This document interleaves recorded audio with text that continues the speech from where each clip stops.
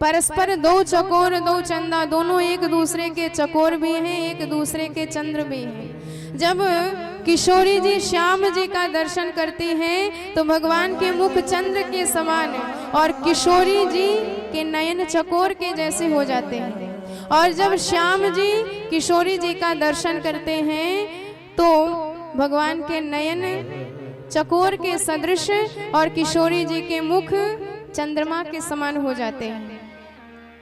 तब मुख चंद्र चकोर मेरे नयना,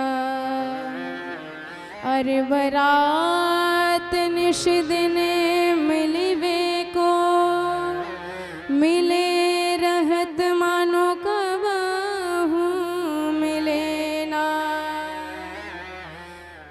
भगवत रसिक रसिक की बातें, रसिक बिना कोई समझ सके ना, रसिक बिना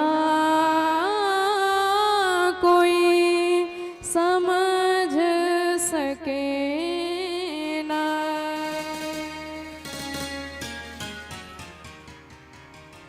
तो जो राधा जी श्याम जी से सदा जुड़ी रहती हैं, पर अर बरात निश दिन मिलवे को, हमेशा मिलने के लिए आतुर रहते हैं, हमेशा मिलने के लिए तड़पते रहते हैं, तरसते रहते हैं। तो ऐसा क्यों? क्या कभी इनका मिलन नहीं हुआ है? अरे वियोग होता ही कब है, मिले रहत हमेशा मिले रहते हैं। पर किशोरी जी का प्रेम इतना उत्कृष्ट है, इतना निर्मल है कि जब भी श्याम जी को देखती हैं तो ऐसा लगता है मानो पहली बार इन्हें देख रही हूँ, मानो पहली बार प्रभु से मिली हूँ। इसलिए हमेशा आतुर रहती है मिलने के लिए। और यह रहस्य वही जान सकता है जिस पर भगवान की विशेष कृपा हो। इस प्रेम में उसी की गति हो सकती है जो सिद्ध हो चुका है, जो भगवान का विशिष्ट भक्त है। तो आज ऐसी कृपा शक्ति योग माया का भगवान ने सहारा लिया, उनका स्मरण किया और उनकी कृपा प्राप्त करके भगवान ने आज अधरों पर वेणु रखकर वेणुनाद किया है। और इतनी मधुर वंशी सरकार ने आज बजाई, इतनी प्यारी तान कि वह तान जिसके गए कान, वही भूल गए अपने समस्त भान। शरीर का भी कुछ नहीं रहा उसे ज्ञान, ऐसी भगवान की दिव्य प्यारी बंसी बजी है। तो शरद ऋतु में 2 बार बंसी बजी है। पहली बार बंसी बजी तो इति वेणु रवम राजन सर्वभूतम मनोहरम, पहली बार बंसी बजी तो जड़ चेतन सब व्यामोहित हो गए। पर आज जब बंशी बजी है, महाराज के लिए भगवान ने बंशी बजाई है, तो जगौ कलम वाम दृशाम मनोहरम केवल उन्हीं गोपियों को सुनाई दी जिनका भगवान ने चीर हरण किया है। और आज वह वेणुनाद सुनकर सारी गोपियों के हृदय में प्रेम की बाढ़ आ गई और कैसे भगवान की तरफ सब भागने लगी, समस्त त्याग करके। बड़े भाव से सुखदेव जी इसका वर्णन करते हैं।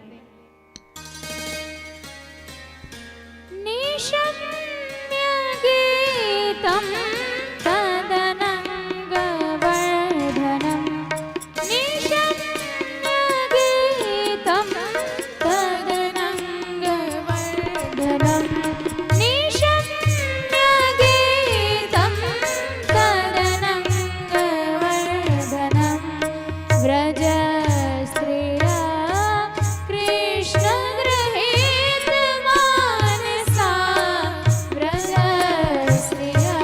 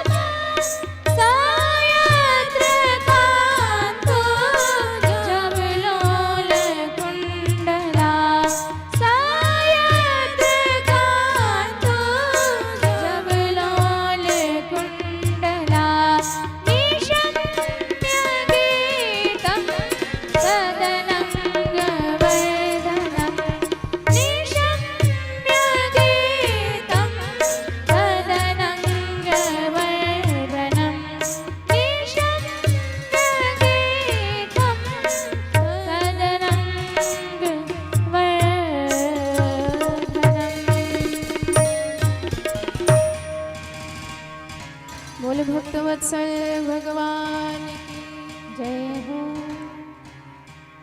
तो जैसे ही भगवान की वह वेणुनाद सुनी, सारी गोपियों के मन में इतना प्रेमोद्रेक हुआ कि सब कुछ त्याग करके भगवान की तरफ भागने लगे। दोहयन्त्याभिययो काशित दोहम हित्वा समुत्सुका पयाधीश्रित्य संयाव मनुद्वास्य पराययुः। कई गोपियां जो गाय दूह रही थी, दूध निकाल रही थी, और जैसे ही भगवान की वंशी सुनाई दी, दोहनी वहीं पटकी, भगवान की तरफ वैसे ही दौड़ लगा दी। एक गोपी चूल्हे पे कढ़ाई चढ़ाई हलवा बना रही थी, भगवान की वंशी सुनाई दी तो सीधे कलछी हाथ में उठाई, कढ़ाई चढ़ाई वैसे ही छोड़ी, भगवान की तरफ दौड़ लगाई। एक गोपी अंग राग लगा रही थी, भगवान की वंशी सुनाई दी तो जो जहां लगा रखा था उसको वैसे ही छोड़ दिया और भगवान की तरफ दौड़ लगा दी। एक गोपी वस्त्र धारण कर रही थी, भगवान की वंशी बजी तो उल्टा सीधा वस्त्र पहन करके भगवान की तरफ वैसे ही दौड़ लगा दी। एक गोपी आभूषण धारण कर रही थी और भगवान की वंशी बजी तो गले का हार कमर में और कमर की करधनी गले में, नाक की नथ कान में और कान की बाली नाक में लटकाए के वैसे ही भगवान की तरफ दौड़ लगा दी। अब भगवान ने जब समस्त गोपियों को अपनी तरफ आते देखा तो बड़े भाव से सबका स्वागत किया। तो देखिए, जब एक बार गोमुख से गंगा जी की धारा निकल चुकी तो वह वापस नहीं लौटती है, अपने प्रियतम प्रेमास्पद सागर से मिल के ही दम लेती है। मार्ग में छोटा सा पत्थर आ जाए तो बहा करके अपने वेग से ले जाएगी, और यदि कोई विशाल पहाड़ आ जाए तो फिर मार्ग बदल के जाएगी लेकिन रुकेगी नहीं। सो ये गोपियां कोई साधन सिद्धा है, कोई स्वयं सिद्धा है, और कोई दंडकारण्य के बड़े बड़े संत हैं जो युगों युगों से तपस्यारत थे, प्रतीक्षारत थे। आज किसके रोकने से रुकते। और कुछ गोपियों को उनके पतिदेव ने कैद कर दिया, कमरे में ताला लगा दिया।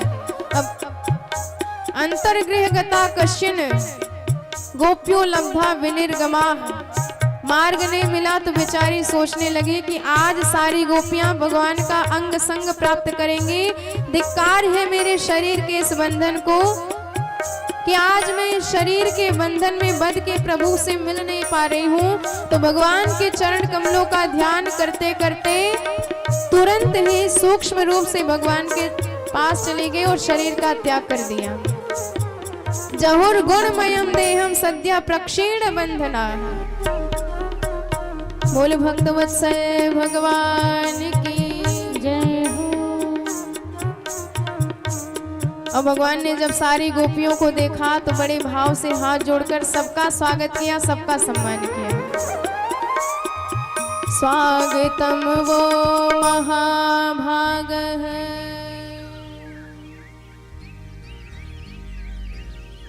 प्रियम किम करवाणि वा, ब्रजस्या नामयं कच्चिद् ब्रूतागमन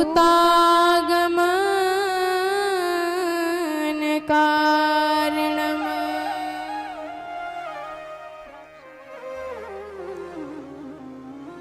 सो भगवान ने जब हाथ जोड़ के सबका स्वागत किया तो गोपियां बड़ी प्रसन्न हुई कि देखो कितने भाव से बंशी बजा के आज बुलाया और हाथ जोड़ के स्वागत भी कर रहे हैं, सम्मान भी कर रहे हैं।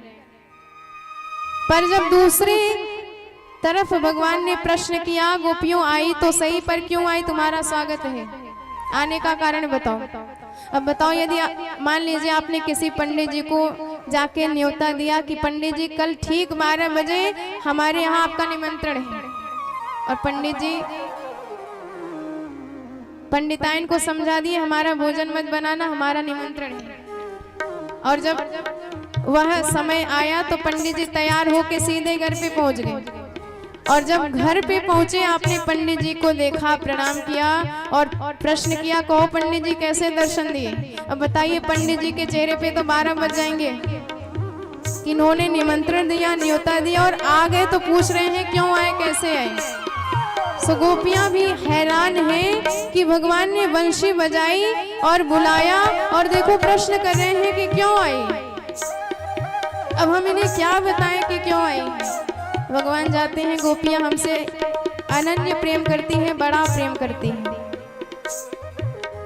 अब भगवान चाहते हैं कि अपने प्रेम को अपने मुख से कहे हमसे। और गोपियां इतना प्रेम करती हैं पर कभी बताती नहीं है, गुप्त हृदय में रखती। इनका नाम ही गोपी है। गोपन शीला प्रयत्नतः, भगवान से मन की प्रेम की बात नहीं करती। और किसी से कह देना बड़े साहस की बात होती है, सब कह भी नहीं पाते हैं। और प्रेम भक्ति गुप्त रखना भी चाहिए, क्योंकि यदि प्रेम का दीपक प्रकाशित होने लग जाता है, संसार की हवा उसे तुरंत बुझा भी देती है। तो गोपनीय प्रयत्नतः, पर आज भगवान कटिबद्ध खड़े हैं, इनके मन का प्रेम इनके मुख से ही कहलवा के दम लेंगे। भगवान बार बार छेड़ने लगे, अच्छा समझ गया, तुम सब शरद पूर्णिमा के चंद्र का दर्शन करने आई हो। गोपियों ने सिर हिला दिया, सरकार बहुत शरद पूर्णिमा के चंद्र का दर्शन किया है। भगवान ने कहा समझ गए, पतिदेव से घर में महाभारत हुई होगी तो तुम सब भाग करके हमारे पास चली आई। पर देखो देवियों, घर में चाहे जितनी महाभारत हो जाए, पर स्त्री का कर्तव्य है अपने पतिदेव की सेवा करें। पति चाहे क्रोधी हो, चाहे निर्धन हो, चाहे रोगी हो, चाहे जैसा हो, लाख दोष हो, पर एक स्त्री का कर्तव्य है अपने पतिदेव के चरणों की सदा सेवा किया करें। दोषीला दुर्भगो वृद्धो जडो राज्ञो धनोऽपि वा स्त्रीभिः पतिर्न हातव्यो लोके शुभेर पातकी। गोपियों ने फिर सिर हिला दिया, सरकार हमारा किसी से कोई झगड़ा नहीं हुआ। भगवान ने कहा झगड़ा हुआ नहीं, चांदनी देखने आई नहीं तो क्यों आई। प्रभु ने कहा अच्छा अच्छा समझ गया, हमारे प्रेम के नाते दौड़ी आई। पर देखो गोपियों, प्रेम तभी तक अच्छा है जब उसमें दूरी बनी रहे। अति परिचयाद अवज्ञा, ज्यादा निकटता होने लग जाती है तो प्रेमी में दोष दर्शन भी होने लग जाते हैं। हमसे प्रेम करती हो तो हम सुबह शाम गैया चराने जाते हैं तो हमारा दर्शन कर लिया करो, हमारी कथा एक दूसरे से आपस में कह लिया करो, पर ऐसे भाग करके जंगल में मत आया करो। अरे बदनाम हो जाओगी, दुनिया वाले क्या कहेंगे तुम्हें। श्रवणा दर्शना ध्याना मई भावनुकेतना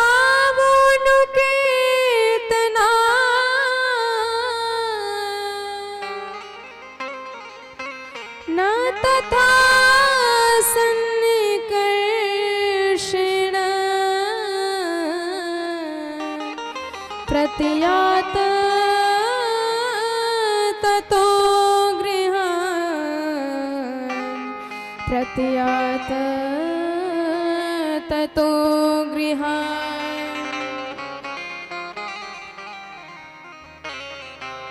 गोपियां कहने लगी बहन यदि इनको जवाब नहीं दिया तो ऐसे ही उपदेश पे उपदेश देते चले जाएंगे।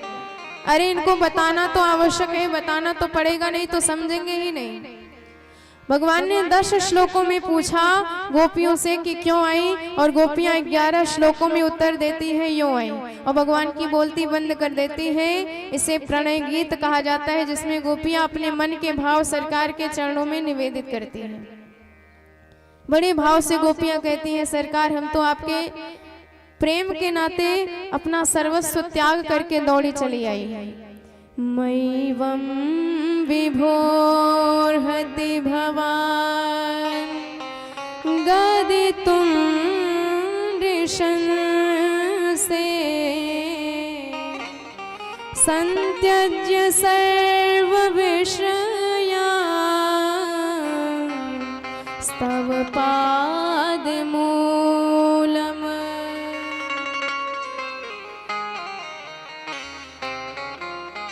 देवो यथादि पुरुषो भजते मुमुक्षन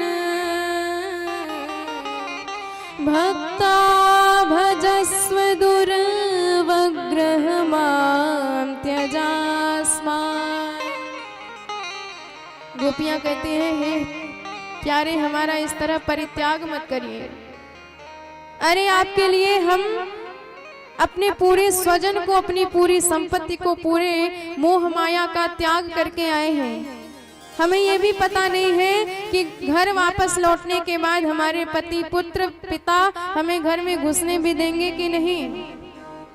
पर इतना प्रेम है आपसे कि सर्वस्व त्याग करके आपके पास दौड़े चले आए, और जब से आए हैं तब से आपके मुख से एक भी मीठी वाणी सुनने को नहीं मिली है।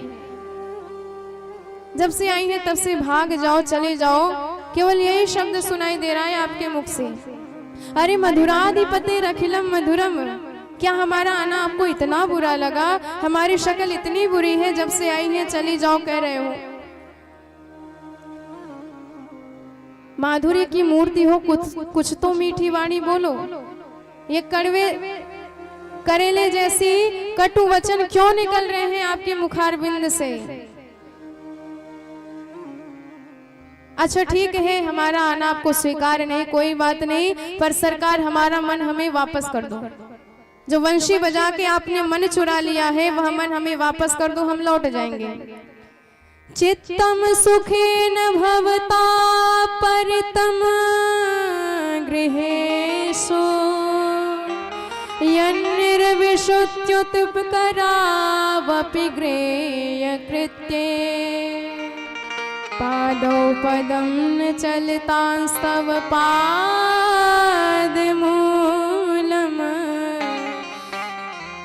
यामः कथम व्रजमथो करवाम किं वा। क्योंकि जब तक हमारा मन नहीं रहेगा हमारे शरीर के अंग काम नहीं करेंगे। कान कथा कब सुनेंगे? जब मन रहेगा। पैर घर तक तब जाएंगे जब हमारा मन रहेगा। इसलिए मन हमें वापस करो। और सरकार जो आपने आग लगा दी है ना हमारे हृदय में, जब तक इस अग्नि को बुझाओगे नहीं तब तक हमें तृप्ति, हमें शांति नहीं मिल सकती है। जब बुझाना नहीं आता तो घर में हमारे आग क्यों लगाते हो? भगवान हाथ जोड़ के कहने लगे, गोपियों कैसे कैसे आरोप लगा रही हो? अरे हमने कब आपके घर में आग लगाई? गोपियां कहती हैं, यही तो आपकी बात है, करते भी हो और स्वीकार भी नहीं करते।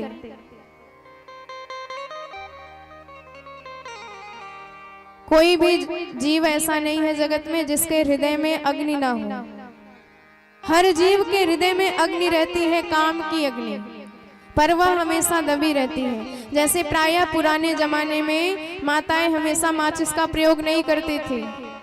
एक बार अग्नि जला दी तो उसे कंडे पर सुरक्षित रखा जाता था और राख के बीच दबा दिया जाता था, और सुबह होते ही उसी अग्नि पर, उसी कंडे पर तमाम ईंधन रख देते, वह सुलगने लग जाती, फूकनी से फूंक लगा देते तो वही अग्नि प्रज्वलित हो जाती थी। ये तरीका था। तो ठीक इसी प्रकार प्रभु हमारे हृदय में भी काम की अग्नि दबी हुई थी। हम येन केन प्रकारेण अपनी गृहस्थी में आनंद से जी रहे थे, पर सरकार जब आपने अपनी यही त्रिभुवन कमनीय सूरत दिखाई, जब से हमने सांवली छटा का दर्शन किया, जब से हमने आपके इस त्रैलोक्य विमोहिनी छवि का दर्शन किया, अवलोकन किया, तब से हमारी यह काम अग्नि सुलगने लगी है हृदय में। और अग्नि सुलग ही रही थी तब तक तो ठीक था, पर प्रभु आपने वंशी बजा करके, स्वर लहरी छेड़ करके हमारी उस सुलगती हुई काम अग्नि को भड़का दिया है, प्रज्वलित कर दिया है। यज्ञ में स्वाहा तभी किया जा सकता है जब अग्नि जलती रहे, पर अग्नि जलनी चाहिए, इतनी भी ना बढ़ जाए कि आपका मंडप ही जलकर भस्म हो जाए। जब अग्नि भड़कने लग जाती है, पंडित जी जल का छींटा लगा देते हैं ताकि अग्नि थोड़ा शांत हो जाए। सो गोपियां कहती हैं, सरकार यदि ये काम की अग्नि आज आपने शांत नहीं किया तो हम इसी अग्नि में जलकर भस्म हो जाएंगे, और आपके दास भी यदि नष्ट हो गए तो बदनामी केवल आपकी होगी। मेरे गम से बेखबर अगर घनश्याम आप होंगे, बर्बाद हम हुए तो बदनाम आप होंगे। सिंचांगनस्त्वदधरामृत पूरकेण हासावलोक कलगीत जरे छयाग्निम नो चेद विरह जाग्न्युपयुक्त देहा ध्यानेन याम पदयो पदवीं सखेते। यह अग्नि तुम्हारी लगाई हुई, तुम्हारे बिना ये बुझाएगा कौन। परिवार कुटुंब से नाता त्यजा, उनमें हमको अपनाएगा कौन। मेरे श्याम दया निधि छोड़ तुम्हें दीनों पे दया बरसाएगा कौन। आहो प्रीतम प्यारे तुम्हारे बिना अधरामृत पान कराएगा कौन। गोपियों ने आज मुख से स्पष्ट कर दिया कि प्रभु हमें अपने अधर सुधा से परिसिंचित करें, अभिसिंचित करें। और यदि नहीं दिया, गोपियों ने सतर्क भी कर दिया, सावधान भी कर दिया भगवान को कि हम अपने प्राणों का ही विसर्जन कर देंगे, प्राणों का ही त्याग कर देंगे। भगवान समझ गए कि ये गोपियां विशुद्ध हृदय की हैं। तो प्रहस्य सदयम गोप्यो रात्मा रामोप्यरी रमत।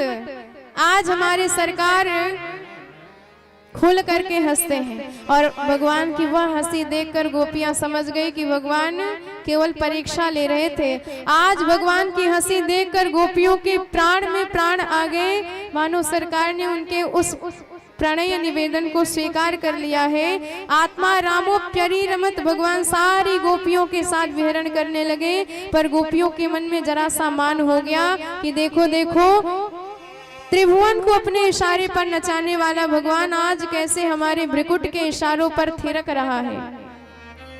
भगवान को लगा अब भी थोड़ी कसर रह गई है। सो भगवान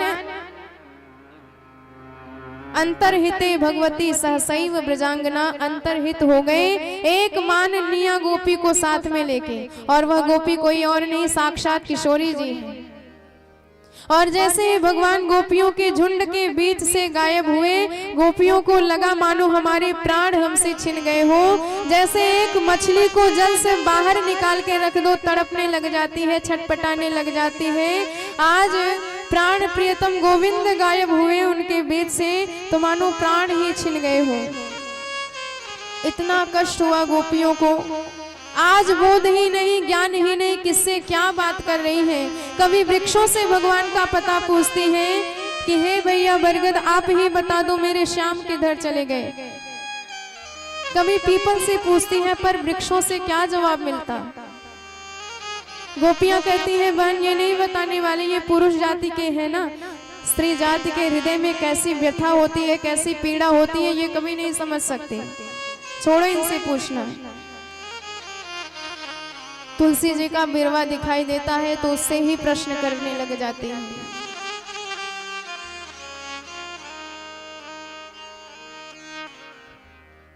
क्वचित तुलसी कल्याणी गोविंद चरण प्रिय सहत्वालिकुलैर्विभ्र दृष्टस्ते ते प्रियच्युतः। गोपियां कहती हैं कि हमारे प्रिय अच्युत किधर चले गए, बहन तू ही बता दे, तुझसे तो बड़ा प्रेम करते हैं, तुम्हारे बिना भोजन भी स्वीकार नहीं करते हैं प्रभु। हवा चली, तुलसी जी का बिरवा हिल गया। गोपियां कहती हैं देख सिर हिला रही है कि नहीं बताऊंगी, आखिर ये भी तो हमारी सौत लगती है, क्यों बताने लग जाए।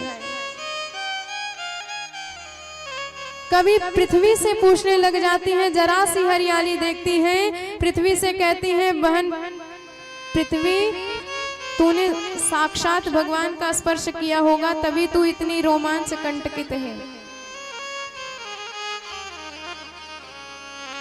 किम ते कृतम क्षिति तपो मत केशवांग्रे स्पर्शोत्सव पुलिकितैर्गरुहे विभासी। आहो वराह वपुषः परिरंभणेन। भगवान के तमाम अवतारों का स्मरण करती हैं पर फिर भी गोविंद नहीं आए। गोपियां कहती हैं चलो उनकी लीला का अनुकरण करते हैं, हम सब उल्टा सीधा अनुकरण करेंगे तो भगवान बताने आएंगे कि ऐसे नहीं ऐसे किया हमने, सो पकड़े जाएंगे। पर खूब लीला का अनुकरण किया, श्याम फिर भी नहीं आए। जरा सा आगे बढ़ी तो 2 चरण चिन्ह दिखाई दिए, थोड़ा सा आगे और बढ़ी तो पुष्प दिखाई दिए और चरण चिन्ह कुछ धसे हुए दिखाई दिए। गोपियां कहती हैं बहन किसी गोपी का श्रृंगार किए हैं और उस गोपी को कंधे पर बिठा के सरकार ले गए हैं। स्पृहा होने लगी, जलन होने लगी कि ये गोपी कौन है जो हमारे श्याम को ही हमसे छीन कर ले गई। और इधर किशोरी जी ने स्मरण किया कि मैं भक्ति हूँ और जब तक मैं गोपियों के पास नहीं जाऊंगी भगवान उनके पास नहीं जाएंगे। तो राधा रानी ने लीला करी, कहने लगी सरकार मैं थक चुकी हूँ अब और नहीं चल सकती। भगवान ने कहा स्कंद आरोह्यताम, आप मेरे कंधे पर बैठ जाइए और बताइए कहाँ चलना है। किशोरी जी कहती है नय माम यत्र ते मन, सरकार मुझे वहां लेके चलिए जहां आपका मन है, आपकी मर्जी है। और भगवान का मन कहाँ है? भगवान का मन वही है जहाँ भगवान के भक्त हैं। भगवान अपने भक्त को भूल जाए या तब तक संभव नहीं है जब तक भगवान का भक्त उन्हें ना भूल जाए। प्रभु का मन गोपियों के साथ लगा हुआ है। समझ गए किशोरी जी की उस भावना को, भगवान वहां से भी गायब हो गए और हमारी किशोरी जी एक क्षण का विरह सरकार के साथ सहन नहीं कर पाती हैं। और जैसे ही किशोरी जी के पास से प्रभु गायब हुए छटपटाने लगी, तड़पने लगी, आतुर हो गई किशोरी जी, नैनों से प्रेमाश्रु की धारा प्रवाहित होने लगी। हाँ कृष्ण पुकार पड़ी। गोपियों ने जब किशोरी जी की वह अवस्था देखी तो उनके विरह में उनका साथ देने लगी। सबको साथ में लेके किशोरी जी यमुना जी के तट पे आई और कहती हैं यही अपने सरकार को बुलाएंगे, यदि फिर भी प्रभु नहीं आए तो यमुना जी के जल में प्राण का विसर्जन कर देंगे। पुनः पुलिन मागत्या कालिंद्या कृष्ण भावना। बड़े भाव से गोपियां 19 श्लोकों में कनक मंजरी छंद में दिव्य भाव भगवान को समर्पित करती हैं जिसे गोपी गीत कहा जाता है। आइए हम सब भी बड़े भाव से उसी दिव्य गोपी गीत में प्रवेश करते हैं और अपने सरकार को बुलाने का प्रयास करते हैं। बोल भक्त वत्सल भगवान की जय हो। जयति तेधिकम् जन्मना व्रजा श्रयत इंदिरा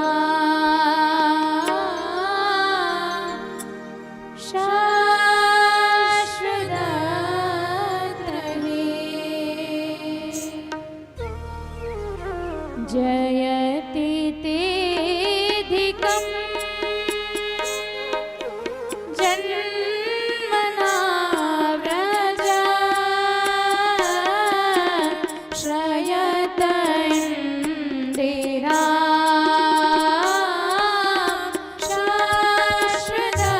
शाश्वतत्रये जयति तेऽधिकम् जन्मना व्रजा श्रयत इन्दिरा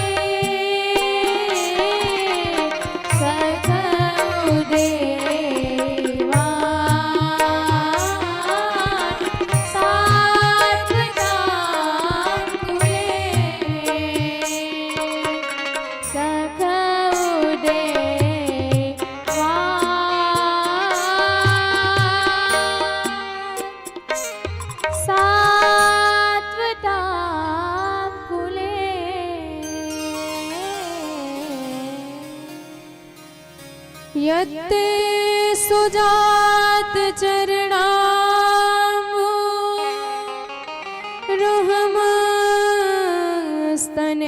रुहमस्तनेषु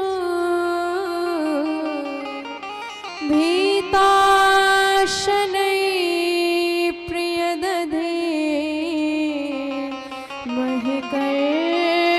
महिकर्कशेषु तेनाटवीमटसिता व्यथते न किंस्वे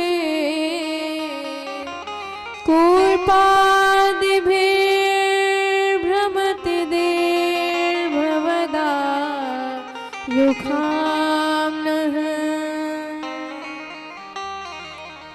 गोपियाँ कहती हैं कि हे प्यारे, जब से आपका जन्म इस वृंदावन धाम में हुआ, इसकी महिमा वैकुंठ से भी बढ़कर हो गई है, क्योंकि वैकुंठ में आप इतने दुर्लभ, वृंदावन में इतने सुलभ हैं।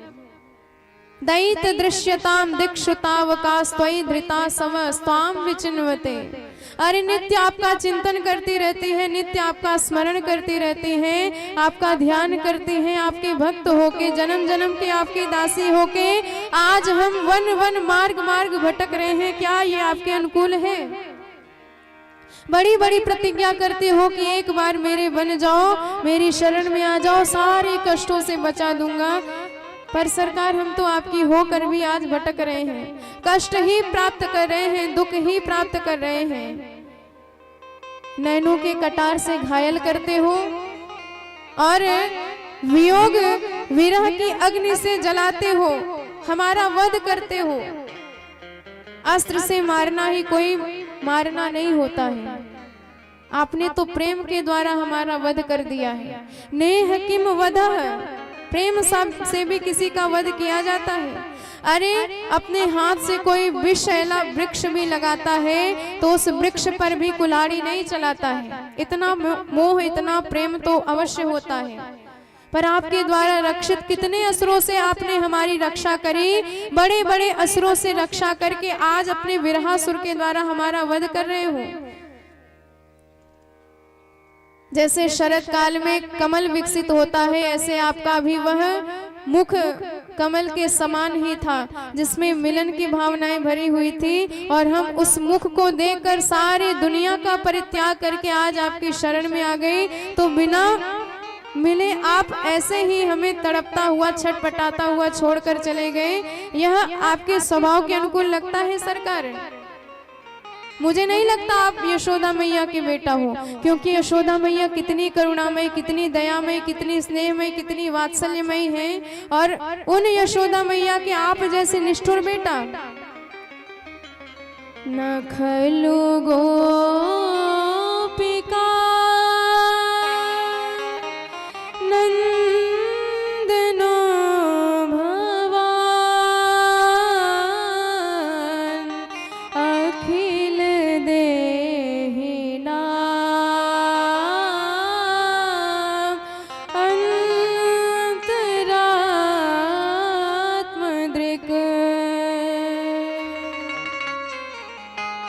गोपियाँ कहती हैं, यदि सरकार आपको ये लगता है हमारे हृदय में कोई दुर्वासना है, तो प्रभु आपके चरणों में वह ताकत है। एक बार काली की पड़ाली पर आप थिरके तो सारे उसने विष का वमन कर दिया।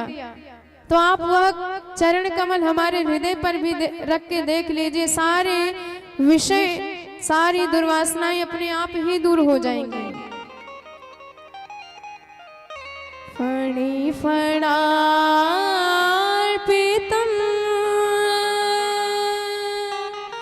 ते पदाम्बुज कृणुकुचेषु नः कृन्धिरेच्छयम्।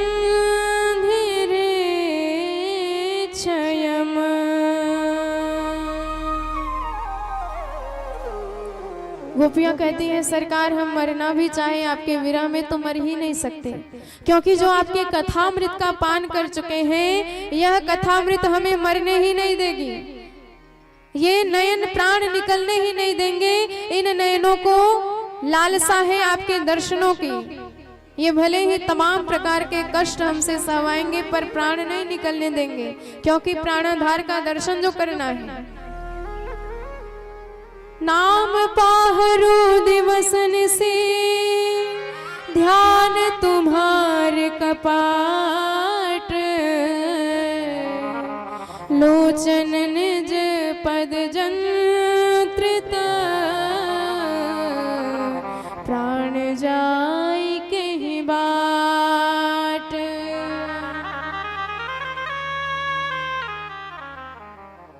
तव कथामृतम तप्त जीवनम कविभिरीडितम कल्मषापहम श्रवण मंगलम श्रीमदाददम भुवि गृह्णन्ति ते भूरिदा जनाः। जैसे आप खड़ैश्वर्य संपन्न हैं, ऐसे आपकी कथामृत भी 6 गुणों से युक्त है। एक बार जो सुन ले सारे जन्म जन्म के ताप संताप दुख से मुक्त हो जाता है, सारा भय सारा कष्ट सारा दुख दूर हो जाता है। अंतिम में गोपियां कहती हैं, ठीक है सरकार, नहीं मिलना है, नहीं दर्शन देना है, आपकी मर्जी, पर कम से कम आप हमसे छुपने के लिए भागिए तो मत। आप जब कांटों में भागेंगे और कांटे आपके चरण कमल में चुभेंगे आपके चरण कमल में, पर कष्ट होगा हमारे हृदय में। जिन नैनों की पलक गिर जाए आपके दर्शन करते करते तो ब्रह्मा जी पर क्रोध आता है, असहनीय पीड़ा होती है, वह आपको कष्ट पाता देख कैसे सह पाएंगे। अंतिम में गोपियां एक स्वर में रोदन करने लग जाती हैं। इति गोप्यः प्रगायन्त्यः प्रलपत्यंश चेत्रधा रुरुदुः सुस्वरः राजन् कृष्ण दर्शन लालसा। और इतने अश्रुपात होने लगे और भगवान अब सह नहीं पाए। जब भगवान का भक्त रोता है तो भगवान पीतांबर ओढ़ के नहीं, हाथ में लेके पहुंचते हैं। आज भगवान सहन कर ही नहीं पाए, इतना कष्ट हो रहा है उनके दासों को, उनके भक्तों को, तो हमारे सरकार पीतांबर हाथ में लेके प्रकट हो गए। और ऐसा कमनीय सरकार का दिव्य भव्य स्वरूप है कि कामदेव जो मन को मत देता है, आज उस मनमत के भी मन को मत दे रहा है भगवान का वह दिव्य स्वरूप। तासामाविर भूतशौरी स्मयमान मुखाम्बुज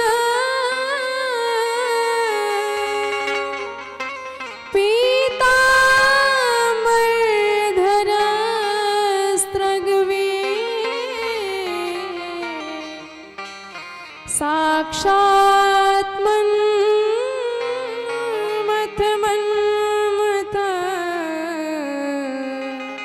साक्षात् मन्मथ साक्षात् मन्मथ। बोल रास विहारी भगवान की जय हो। अब भगवान का दर्शन किया गोपियों ने, मानो शरीर में प्राण आ गए हो, प्राणों का संचार हो गया हो। गोपियां बड़े तन्मय हो गई भगवान का वह दिव्य स्वरूप, वह दिव्य झांकी देखकर।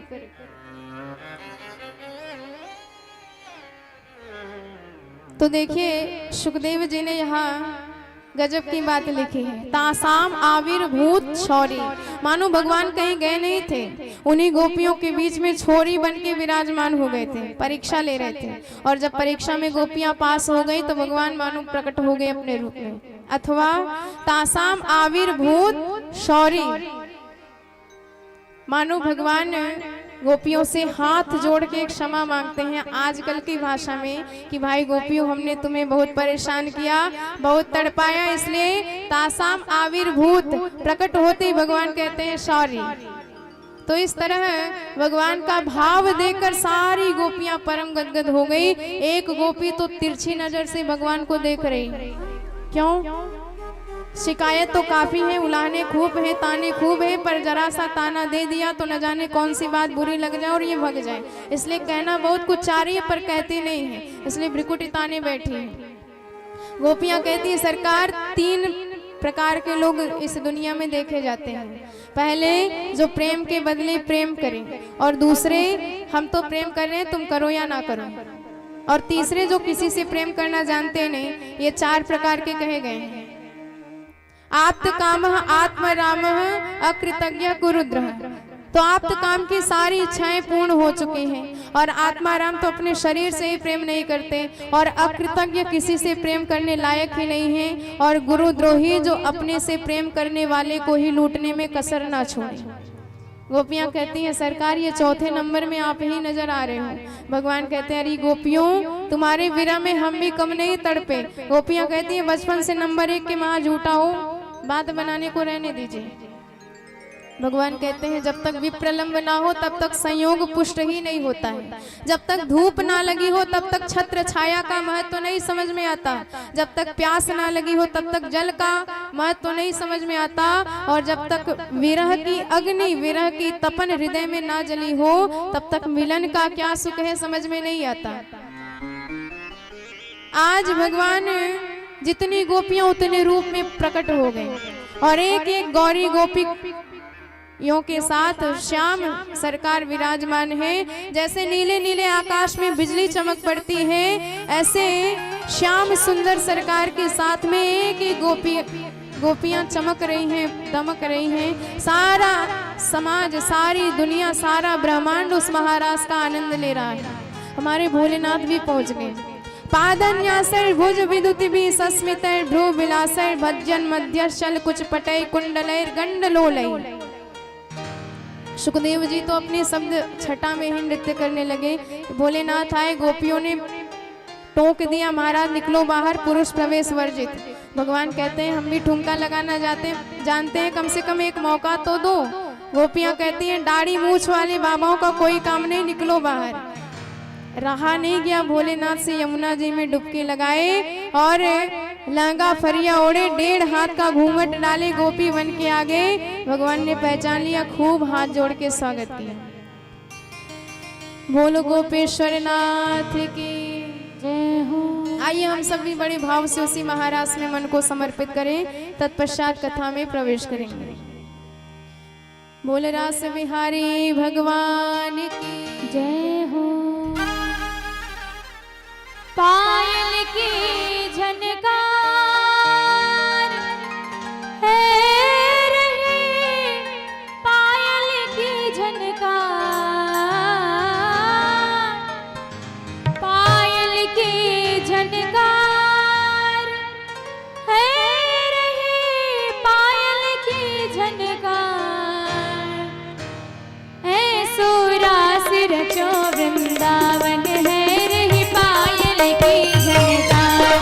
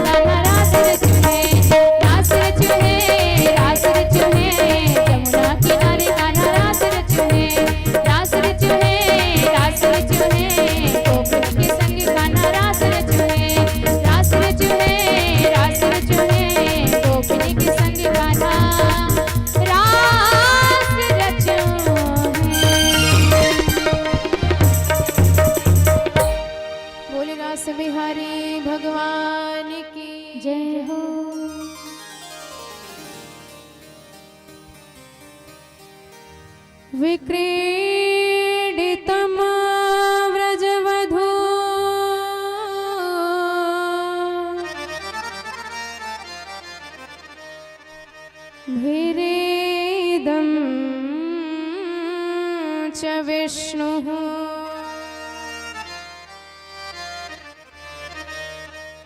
श्रद्धान्वितो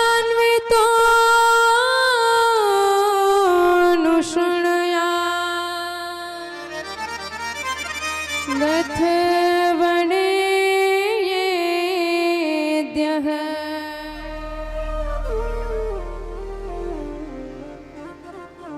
भक्तिं परां भगवती प्रतिलभ्य कामान् हृद्रोगमाशपहिनो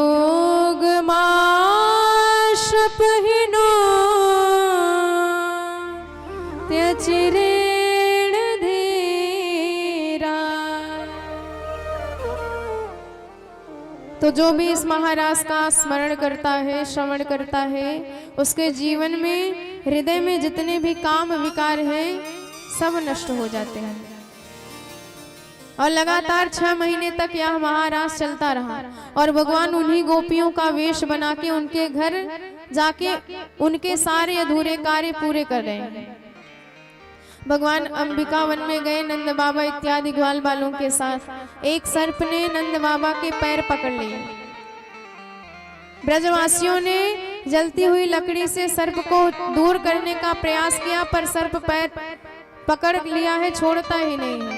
भगवान आए, जैसे ही चरणों से स्पर्श किए तो वह दिव्य पुरुष के रूप में प्रकट हो गया और कहने लगा कि महाराज, हमारा नाम सुदर्शन है। अहम विद्याधरम कश्चित सुदर्शन इति श्रुतः श्रेया स्वरूप संपत्त्या विमानेनाचरं दिशः। कहने लगे कि सरकार में बहुत सुंदर था और इतना अहंकारी था, कोई बदसूरत कुरूप व्यक्ति मिल जाए तो मैं तुरंत उसका परिहास करने लग जाता। और एक महात्मा जा रहे थे, बेचारे 3-4 जगह से टेढ़े मेढ़े अपने में ठुमका लगाते चले जा रहे, और मैंने जब उनकी वह दशा देखी तो मुझे बड़ी हंसी आ गई। परिहास करने लगा, कुछ देर तो सहते रहे, जब सहन नहीं हुआ तो श्राप दे दिया, तू मेरी चाल पर क्या हंसता है, जा मैं तुझे श्राप देता हूँ, तू भी सर्प की तरह लहरा लहरा के चलेगा। तो शापो मेनुग्रहास्यैव कृतस्तै करुणात्मभिः यदहम लोक गुणा पदा स्पृष्टो हताशवः। जो साक्षात जगत गुरु आपके दर्शन हो गए, मैं अनुग्रह मानता हूँ संत के उस श्राप को ही। संत के आशीर्वाद से तो कल्याण होता है, श्राप भी भगवान का दर्शन अवश्य कराते हैं। अनेकानेक उदाहरण शास्त्रों में भरे हैं, आप देख सकते हैं। अब इधर कंस बड़ा परेशान है। नारद जी आए तो कहने लगा, गुरुदेव ये न जाने कृष्ण बलराम कौन है, अनेकानेक दैत्यों को भेजता हूँ, जाते तो सब है, लौट के कोई नहीं आता। नारद जी ने कहा, ये कृष्ण बलराम कोई और नहीं, तुम्हारी बहन देवकी के 7वें और 8वें लाला है। अब तो कंस भड़क गया, इस वसुदेव ने झूठ बोला है, छोड़ूंगा नहीं, मार डालूंगा। पर निवारितो नारदेन तत्सुतो मृत्युमात्मनः। नारद जी कहने लगे, बुद्धिमानी से काम लो, यदि तुमने वसुदेव को मार डाला तो वह वासुदेव कभी भी तुम्हारे हाथ में नहीं आने वाला। एक काम करो, तुम दोनों बालकों को इधर ही बुला लो, मेला इत्यादि घूमने के बहाने, और तुम सब मिलजुल के इकट्ठा उसे ठिकाने लगा देना। नारद जी तो चले गए, कहके तुरंत उसने अक्रूर को बुलवाया और कहा कि मेरा रथ ले जाओ और सीधे गोकुल से कृष्ण बलराम को यहाँ लेके आओ मेला घूमने के बहाने। अक्रूर जी समझ गए, महाराज मनोरथ तो लोग बड़ी ऊंची ऊंची करते हैं, ये करेंगे वो करेंगे, पर होता वही है जो भगवान की इच्छा होती है। मनोरथान करो त्युच्चे जनादेव हतानपि युज्यते हर्ष शोकाभ्याम तथाप्याज्ञां करोमि ते। अब रथ लेके चल दिए, कहने लगे कंस जैसा भी हो मैं तो उसे धन्यवाद दूंगा। भाई मैं तो सो रहा था, मुझे जगाया, अपना रथ दिया और कहा जाओ भगवान से मिलाओ। तो जो भगवान से हमें मिलाए वो तो सबसे बड़ा संबंधी है हमारा। और विचार करते जा रहे हैं कैसे सुंदर प्यारे सरकार के मुख होंगे, कैसे भगवान की दिव्य भव्य छवि होगी। मैं तो आज उनका दर्शन करके निहाल हो जाऊंगा। मुखम मुकुंदस्य गुडाल कावृतम प्रदक्षिणम में प्रचरंति वै मृगा। और शाम को वृंदावन धाम पहुंचे, कृष्ण बलराम जी ने स्वागत किया। सारी औपचारिकताएं पूर्ण करने के पश्चात भगवान ने मथुरा वासियों की कुशल पूछी। अक्रूर जी बोल नहीं पाए, प्रभु समझ गए कि जब तक कंस रूपी कैंसर मथुरा में है तब तक मथुरा वालों का कल्याण नहीं। आप चिंता मत करिए चाचा जी, हम आएंगे उस रोग का निदान करने। आप बाबा से केवल मेला घूमने की बात करना। और जैसे मेला घूमने की बात करी तो सुबह होते ही सारे ब्रजवासी नंद बाबा इत्यादि बैलगाड़ी से मथुरा पहुंच गए। और इधर रथ में विराजमान हुए कृष्ण बलराम जा रहे हैं। गोपियों ने सुना तो चित्त व्यथित हो गया कि कृष्ण बलराम दोनों ब्रज की आंखें हैं और ये अक्रूर इतना क्रूर है, दोनों आंखें निकाल के ले जा रहा है। अहो विधाता स्तवन क्वचिद दया संयोज मैत्र्या प्रणयेन देहिना तांशा कृतार्थान् वियुनं पार्थकम विक्रीडितं तेर्भगचेष्टितं यथा। रथ के सामने लेट गई कि रथ जाने ही नहीं देंगे। भगवान ने समझाया, देखो गोपियों आज जाएंगे, कल मेला घूमेंगे, परसों आ जाएंगे। विश्वास कर लिया, गोपियों ने मार्ग छोड़ दिया। अब अक्रूर जी जाने लगे तो विचार करते जा रहे हैं, गोपियों का प्राण आज लेके जा रहा हूं, कुछ अहित हो गया तो क्या जवाब दूंगा। व्यथित चित्त थे। मार्ग में यमुना जी दिखाई दी, यमुना जी में उतर गए स्नान करने के लिए। जैसे डुबकी लगाई तो साक्षात भगवान ने दिव्य ऐश्वर्य का दर्शन कराया। शेषशाही भगवान का दर्शन किया, पहचान गए कि ये तो साक्षात जगदीश्वर है, मुझे चिंता करने की क्या आवश्यकता है। न तो हम तो अखिल है तो है तो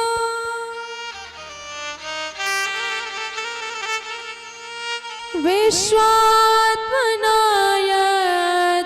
निवर्तते भी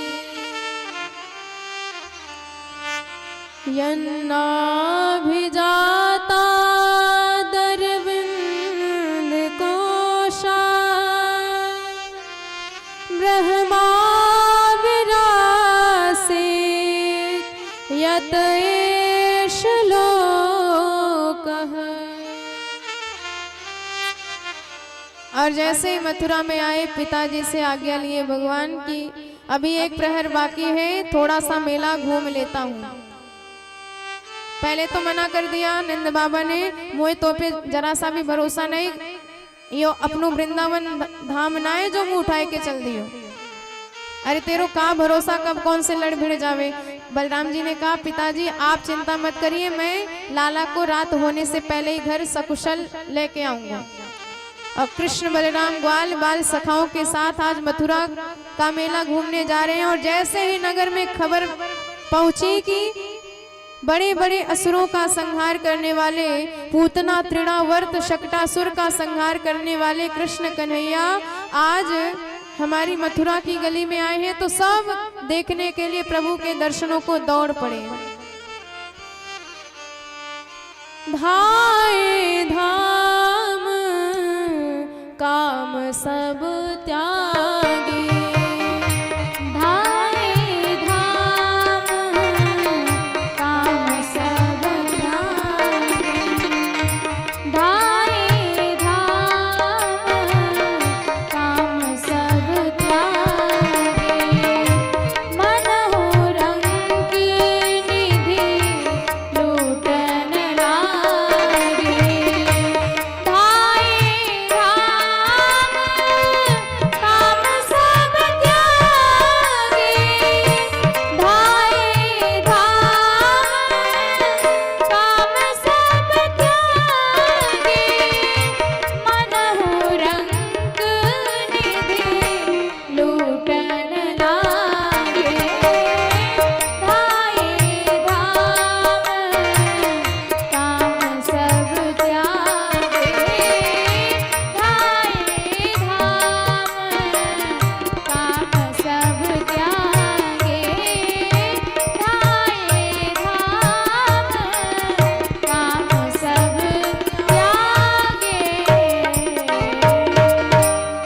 बोल भक्तवत्सल भगवान की जय हो। जय जयकार होने लगी। ब्रजवासियों ने कहा लाला बड़ी जय जयकार है रे। कन्हैया बोले ये मामा जी को घर है और मामा जी को भांजो पहली बार गांव में आयो तो आपको जय जयकार स्वागत नहीं करेंगे।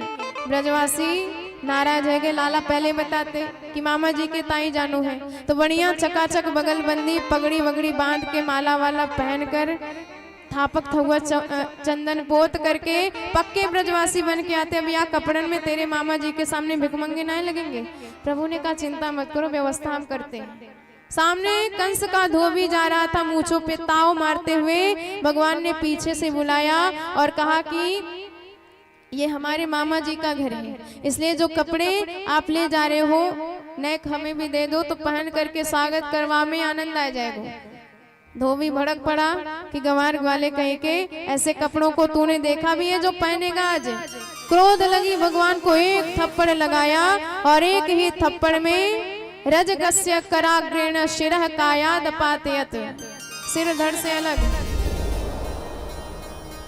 ब्रजवासियों ने छांट छांट के कपड़े पहन तो लिए पर इतने बड़े कपड़े कि पूरी गली साफ होने लगी। ब्रजवासी बोले लाला कपड़े हैं तो चमकीले भड़कीले पर देख पूरी रास्ता साफ है रे। आनंद ना आयो। भगवान ने कहा पकड़े चलो, आगे कछु व्यवस्था करते हैं। और पकड़ लिए तो ऐसे लगे जैसे हैंगर से टांग दिए। तब तक भगवान का एक भक्त दर्जी सामने से दिखाई दिया। उसने सबका नाप लेकर सबको यथा योग्य कपड़े बना के दे दिए। भगवान ने उसे आशीर्वाद दिया खूब फलो फूलो। तो आजकल आप देख ही रहे हैं कि दर्जी कितने फल और फूल रहे, जितने के कपड़े उतने के सिलाई। और दूल्हे सरकार की ड्रेस हो तो बातें मत पूछो। आगे चल के एक सुदामा नाम का माली मिला, सो सारे ब्रजवासियों के गले में पुष्पों का हार डाला। थोड़ा और आगे बढ़े तो कंस की दासी कुब्जा चंदन का पात्र लिए जा रही थी। भगवान ने पीछे से आवाज लगाई, अरे ओ सुंदरी जी। पहली बार ऐसा संबोधन सुना, दौड़ कर आई। आपने मोते कछु कही का सरकार? भगवान ने कहा कि सुंदरी जी ये जो चंदन ले जा रही हूँ हमारे मामा जी के ताई, तो कहा आज ये चंदन हमें भी दे दोगी? कुब्जा ने कहा सरकार यदि आप आज्ञा दे तो मैं ही अपने हाथ से लगाए दूं। भगवान ने कहा तब तो परम सौभाग्य। और सबरे चंदन पुतवाए दिए ब्रजवासियन के माथे पर।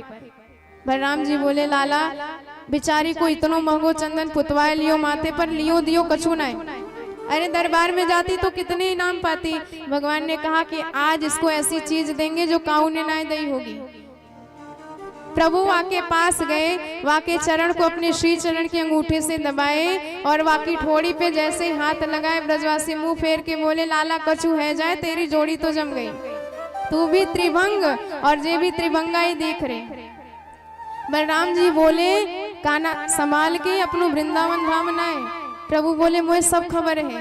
और सब हास परिहास कर ही रहे थे। प्रभु ने इतने में जो जोरदार झटका दिया कि जन्म जन्म की कुबरी एकदम जगमगाती दिव्य भव्य छटा के रूप में प्रकट हो गई। बोले भक्त वत्सल भगवान की जय हो। दासस्म्य हम सुंदर कंस सम्मता, त्रिवक्र नामायनुलेप कर्मणे, मदभावितम भोजपते रते प्रियम, विना युवान कोन्यतमस्तदर्हति,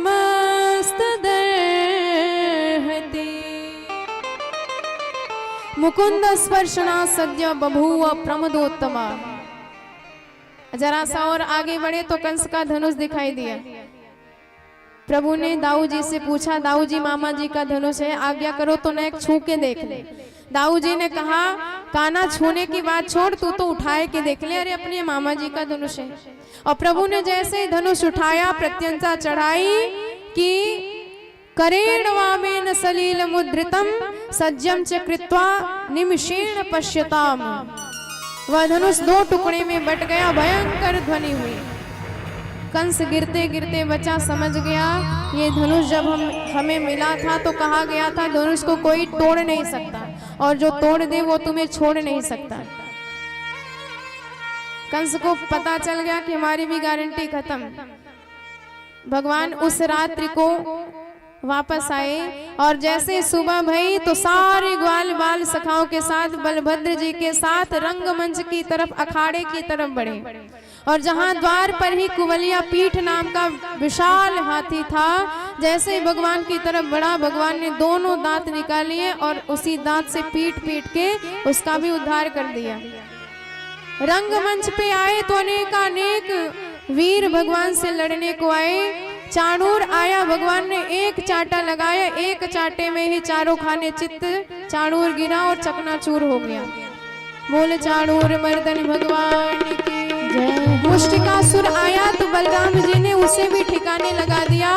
शल तोषल नाम के दैत्य आए, भगवान ने उनका भी उद्धार कर दिया। बाद में कूट नाम का दैत्य कूदता हुआ आया, भगवान ने उसे भी कूट पीसकर अपने परम धाम भेज दिया। अब जैसे ये दृश्य देखा, कंस भड़क गया, कहने लगा बांध लो दोनों बच्चों को, भागने ना पाए। पहले इन्हें मारेंगे, फिर इनके बाप को मारेंगे, फिर अपने बाप को मारेंगे। भगवान समझ गए इसका तो काम पहले से ही तमाम। प्रभु ने एक जोरदार छलांग लगाई, सीधे कंस के सिंहासन के पास नजर आए, मुकुट गिर गया। भगवान ने बाल पकड़े, घुमाते हुए याद दिलाया कि मेरी माँ के विवाह बेला में ऐसे बाल तुमने घुमाए थे। आज देवकी नंदन आ गया है उस बात को याद दिलाने के लिए। बाल घुमाते हुए भगवान ने जोरदार झटका दिया और सीधे कंस मंच में आके गिरा। पूरे विश्व का भार लेके हमारे भगवान भी उसके छाती पर कूद पड़े और उसका भी उद्धार हो गया।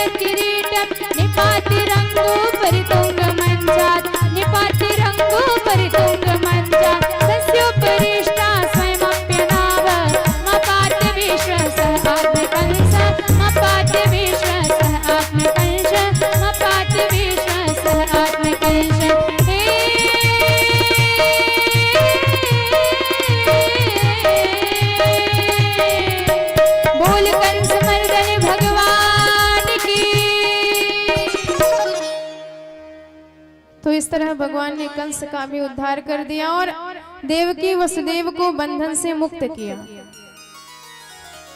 पर विज्ञाय जगदीश्वरो, आज उन्हें भगवान जगत गुरु के रूप में दिखाई दे रहे हैं। आज वह वात्सल्य उमड़ पड़ा, वर्षों वर्षों से नयन तरस गए थे भगवान के दर्शन करने के लिए। वसुदेव सुतम देवम कंस चाणूर मर्दनम देवकी परमानंदम कृष्णम वंदे जगत गुरुम। बोल भक्त वत्सल भगवान की जय हो। नंद बाबा इत्यादि से आज्ञा लेते हैं। भगवान कहते हैं कि महाराज अब हम यहीं रहकर अपने माता पिता की सेवा करना चाहते हैं। तो न चाहते हुए भी नंद बाबा को और समस्त ग्वाल बालों को भगवान ने सासरुकंठ वृंदावन की तरफ वापस भेज दिया। और इधर कंस के मरने के पश्चात मथुरा की गद्दी पर उग्रसेन जी को स्थापित किया, बिठाया। और देवकी वसुदेव जी ने कन्हैया का यज्ञोपवीत संस्कार संपन्न कराया। यज्ञोपवीत संस्कार संपन्न कराने के पश्चात भगवान को शिक्षा प्राप्त करने के लिए मध्य प्रदेश भेजा गया, उज्जैन नगरी में, जहां पर गुरुदेव सांदीपनी मुनि के सानिध्य में रहकर भगवान ने सारे शास्त्रों का, वेदांत का अध्ययन किया। और शिक्षा पूर्ण करने के पश्चात सुदामा जी को अभिन्न मित्र बनाया और तत्पश्चात अपने मथुरा धाम वापस आए। और एक दिन प्रभु विचार करने लगे कि हमने अपनी प्यारी गोपियों को वचन दिया था कि हम परसों आ जाएंगे, पर आज देखो परसों के बजाय हमने बरसों बिता दिए पर गोपियों से मिलने तक नहीं गए। जिन भक्तों को हमने वचन दिया था उस वचन को परिपूर्ण नहीं कर पाए, इसलिए भगवान के हृदय में बड़ा अधूरापन है। कभी कभी तो इतना दुख होता है, इतना कष्ट होता है सरकार को कि भोजन भी उन्हें अच्छा नहीं लगता है। गोपियों के प्रति भगवान के हृदय में अत्यधिक प्रेम है, और किसी के प्रति यदि मन में अत्यधिक प्रेम हो जाए और जब तक उसकी चर्चा सामने वाले से ना करी जाए, किसी अपने जो समझ सके आपकी बात को उससे ना करी जाए, तब तक हृदय का भार हल्का नहीं होता है। भगवान सोचने लगे कोई तो ऐसा सत पात्र मिले इस मथुरापुरी में जिससे मन के प्रेम को, मन के भाव को निवेदित कर सकूं, बता सकूं। और ऐसा पात्र आज उद्धव जी दिखाई दिए हमारे भगवान को। तो भगवान बार बार उद्धव जी से कहते हैं कि उद्धव जी मेरी आज्ञा है, मेरा मन है कि आप आज वृंदावन धाम चले जाओ, और जो गोपियां मुझे ही सर्वस्व माने बैठी हैं उन्हें दिव्य ज्ञान प्राप्त कराओ, ताकि वह शांति पूर्वक जीवन जी सके और मुझे भूल सके। गच्छोद्धवं व्रजम सौम्य पितॄणां प्रीतिमावह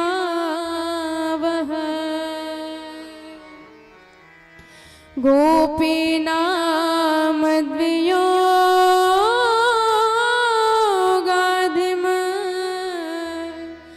मत्सन्देशे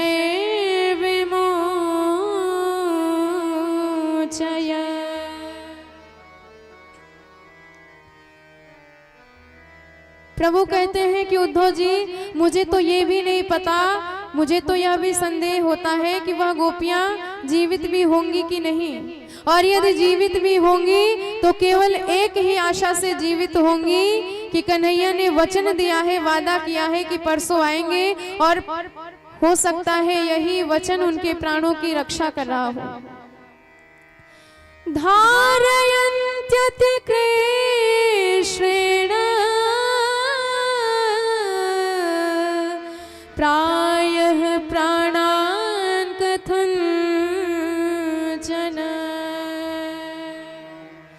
प्रत्यागमन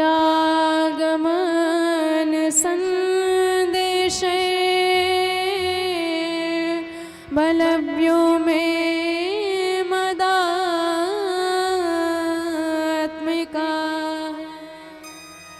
बलव्यो मे मदात्मिका। इस तरह भगवान ने जब आज्ञा दी, उद्धव जी तो बार बार सोच रहे हैं भगवान मुझे उन गोपियों के पास भेज रहे हैं जिन्होंने विद्यालय का कभी मुंह भी नहीं देखा। अरे जब उन निरक्षर गोपियों के समक्ष ब्रह्म का मैं व्याख्यान करूंगा, वर्णन करूंगा तो कौन समझेगा, पर भगवान की आज्ञा है, मानना तो पड़ेगा। तो भगवान का ही मोर मुकुट लगाए, पीतांबर ओढ़े, रथ लिए वृंदावन धाम पहुंचे। दूर से नंद बाबा ने देखा तो लगा कि सचमुच कन्हैया ही आ गया है। दौड़कर भुजा पास में जकड़ लिया, पर जैसे ही ध्यान दिया तो समझ में आया ये कन्हैया जैसा है कन्हैया नहीं है।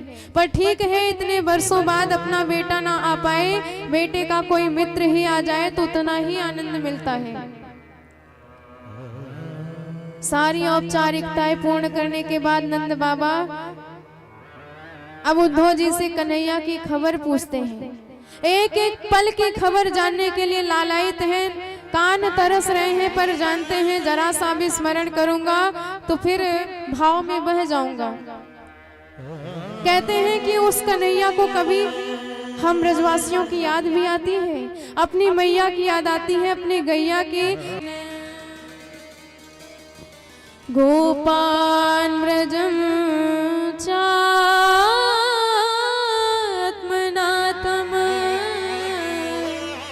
गावो वृंदावनम गिरिम। माना कि अब उसे मथुरा में राजाओं जैसा ठाट वैभव मिला होगा। अब वन वन भागना नहीं पड़ता होगा गायों के पीछे। पर क्या उस महलों में भी अपने इस वृंदारण्य की उसे जरा सी याद आती है? उसने तो हमारा ऐसे परित्याग कर दिया जैसे जंगल में आग लग जाए तो सारे पशु उस जंगल को छोड़कर भाग जाते हैं।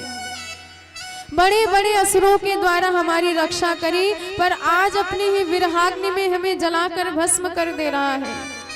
यशोदा मैया भी खबर जानना चाहती हैं, सुनना चाहती हैं अपने लाल के बारे में, पर जरा सा स्मरण करती हैं तो गला रुध जाता है। नैनों से आंसू और स्तनों से प्रेममयी दुग्ध धारा प्रवाहित होने लग जाती है। यशोदा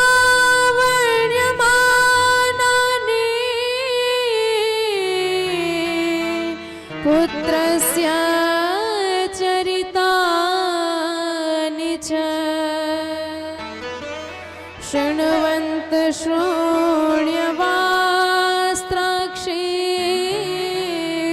स्नेहस्नुत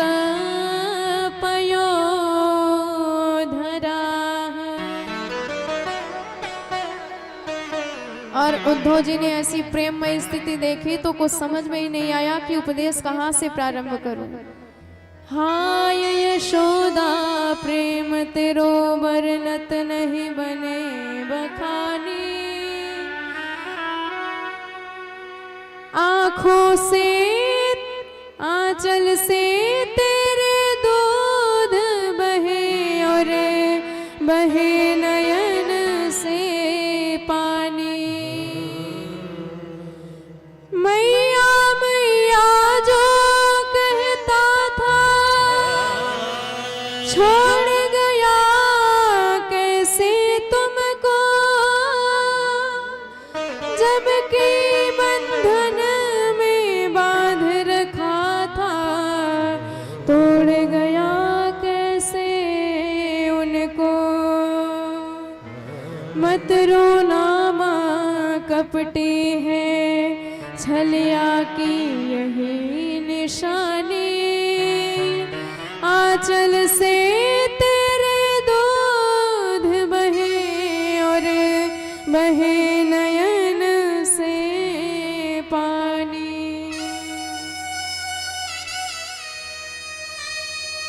उद्धव जी सोचने लगे सारे शास्त्रों का उपदेश यही है कि भगवान में हमारा मन लगे, पर जिनका मन भगवान में ऐसे रचा बसा है मैं कैसे उन्हें कह दूं कि भूल जाओ उस कन्हैया को, मत याद करो उस श्याम को, कैसे इन्हें यह उपदेश दे दूं। स्तुति करने के अतिरिक्त उद्धव जी को कुछ समझ में ही नहीं आ रहा है। बार बार चरणों की वंदना करते हैं, प्रणाम है आपके चरणों में कि साक्षात भगवान आपके बेटा बन के आए हैं। वंदे नंद वज्रस्त्रीणां पादरेणुमभीक्ष्णसः,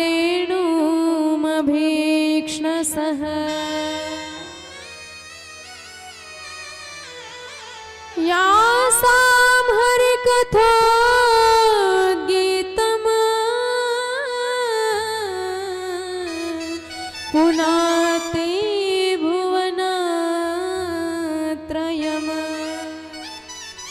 पर माँ एक बात कहना चाहूंगा, बुरा मत मानिएगा, जिस कन्हैया को आप केवल अपना बेटा समझ रहे हो वह मात्र आपका बेटा नहीं, वो सारे जगत का अखिल नियंता नियामक है, सारे जगत का नाथ जगन्नाथ है। ना तो उसकी कोई माता है, ना पिता है, ना पत्नी है, ना बच्चे हैं, वह तो सबसे मुक्त परब्रह्म अविनाशी है। न माता न पिता तस्य न भार्या न सुतादयः। बार बार समझाया और कहते हैं कि जैसे हर लकड़ी में अग्नि समाई है ऐसे हर कण कण में वह श्याम भी समाया हुआ है। बिना च्युतात् वस्तुतराम नवाच्यम सएव सर्वम परमार्थ भूतः। कहने में अलग अलग है कि यह सुराही है, यह मटका है, यह कसूरा है, लेकिन सब में मिट्टी ही व्याप्त है। ठीक इसी प्रकार से नाम रूप रंग अलग है पर सब में वही तत्व विराजमान है। नंद बाबा हाथ जोड़ के कहते हैं कि उद्धव तू क्या बताना चाहता है, क्या समझाना चाहता है, मुझे तेरी बात समझ में नहीं आ रही है। अरे कहाँ से तुझे उस कन्हैया में भगवत्ता नजर आती है, मुझे तो नहीं नजर आती है। अरे अपना पागल बेटा, अपाहिज बेटा भी घर छोड़ के चला जाए तो पूछ उस माता पिता से क्या बीती है उनके हृदय पर। और जिसे तू साक्षात भगवान जैसा बता रहा है, उस कन्हैया ने हमें छोड़ दिया है, कैसे जी पा रही है तू, समझ भी पा रहा है उद्धव?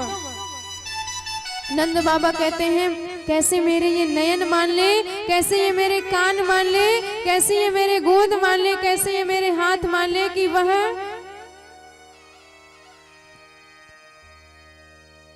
भगवान है, उसका कोई रूप नहीं है, वह निराकार निर्गुण निर्विशेष निरुपाधिक निरुपम परब्रह्म है।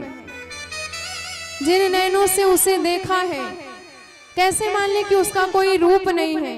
जिन हाथ से पकड़ के उसे चलना सिखाया है, मेरे वो हाथ कैसे मान ले कि उसका कोई आकार नहीं है। जिन गोद में उसे खिलाया है, कैसे मेरे वो गोद मान ले कि उसका कोई रूप रंग नहीं है। ये तो वही बात हुई उद्धव कि कोई जल की बूंद के लिए तड़प रहा हो, पानी की एक बूंद नहीं मिलेगी तो बेचारा तड़प तड़प के मर जाएगा। और ऐसे प्यासे व्यक्ति के पास आप जाके पानी का ज्ञान देने लग जाओ कि पानी कहाँ नहीं है। ऊपर देखिए पानी ही पानी मिलेगा, नीचे जहाँ खोदोगे पानी मिलेगा। आपका शरीर भी पानी से मिलके बना है, तो बात तो ठीक है, ऊपर भी पानी है, नीचे भी पानी है, शरीर में भी पानी है। पर प्यासा कहेगा मुझे पानी का ज्ञान नहीं, मुझे पानी चाहिए, एक बूंद नहीं मिली तो तड़प कर मर जाऊंगा। तुम्हारे ये नयन उसके रूप सुधा के प्यासे हैं, तुम्हारे उपदेश के नहीं। उद्धव जी प्रणाम करके चल दिए वहां से, गोपियों के पास आए, वहां तो और निराली प्रेम की दशा है। गोपियां कहती है उस निर्दयी श्याम ने हमें ऐसे ही छोड़ दिया जैसे दक्षिणा लेके पंडित जी चले जाते हैं, जैसे धनहीन पुरुष को गणिका छोड़ के चली जाती है, जैसे पुष्प का पराग लेके भंवरा उड़ जाता है, ऐसे उस निष्ठुर निर्दयी श्याम ने भी हमारा परित्याग कर दिया है। किशोरी जी के लाल लाल चरण कमल एक भौरे ने देखा तो सोचा कमल है, चलो पराग ले लूं। जैसे ही चरण कमल पे बैठा, राधा जी को उन्हें श्याम की याद आ गई, डांट के भगा दिया कि मैं जान रही हूं तू उसी कपटी का यार है, तेरी मूंछों पर जो पीलापन लगा है उससे तू हमें चिढ़ाने आया है। भगवान ने उन मथुरा की स्त्रियों का आलिंगन किया होगा, उनके हृदय पर लगा हुआ कुमकुम भगवान की वनमाला पर लग गया होगा, उसी पुष्प का तूने पराग लिया होगा और वही पीत चंदन तेरी मूंछों पर लग गया है, तो आज वही चंदन लगा के तू हमें चिढ़ाने आया है। सुनना चाहे तो सुना दे उस कपटी की कपट भरी कथा। और उसी भ्रमर से बातें करने लग जाती हैं गोपियां, इसी को भ्रमर गीत कहा जाता है। बड़े सुंदर सुंदर भाव गोपियों ने इसमें प्रकट किए हैं, अपने मन के सारे उद्गार आज प्रकट कर दिए हैं।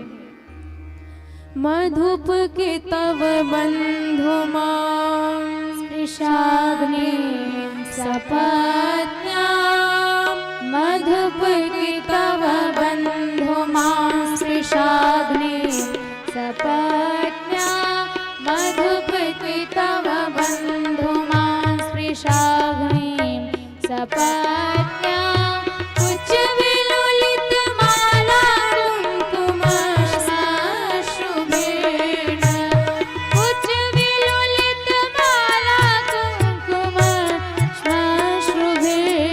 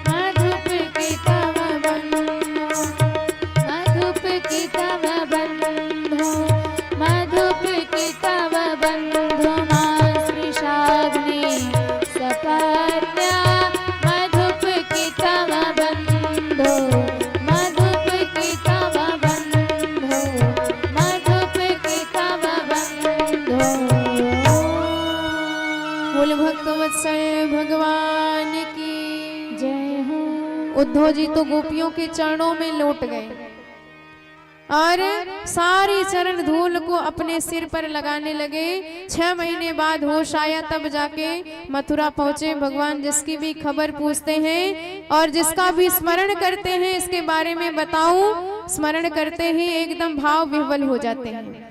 तब जाके भगवान ने प्रेममयी उद्धव जी की दशा देखी तो उन्हें दिव्य अपने युगल रूप का दर्शन कराया।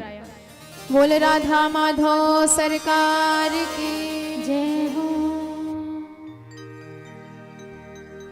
इस प्रकार भगवान ने उद्धव जी को मथुरा भेजकर अपना सरस भक्त और बना लिया। अब यहीं से दसम स्कंद पूर्वार्ध संपन्न होता है। अब हम सब उत्तरार्ध में प्रवेश करेंगे, जिसमें वर्णन किया गया है कि भगवान का प्रथम विवाह रुक्मिणी जी के साथ संपन्न हुआ और राक्षस विधि से।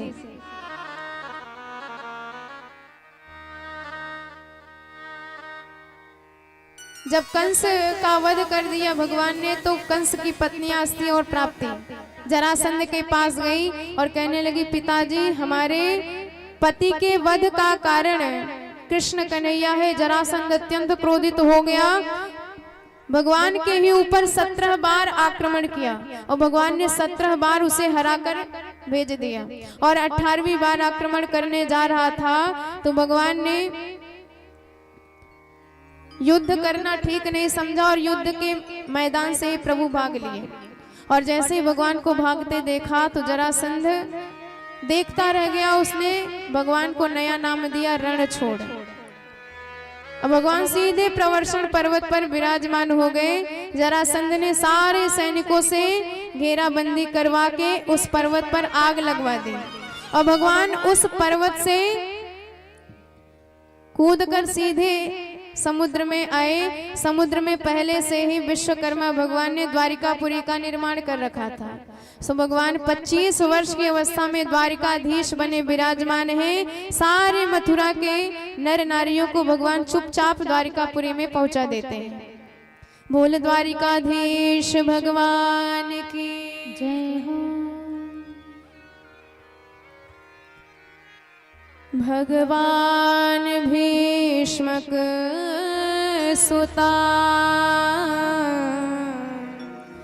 रुक्मिणी रुचिरान नाम राक्षसेन विधानेन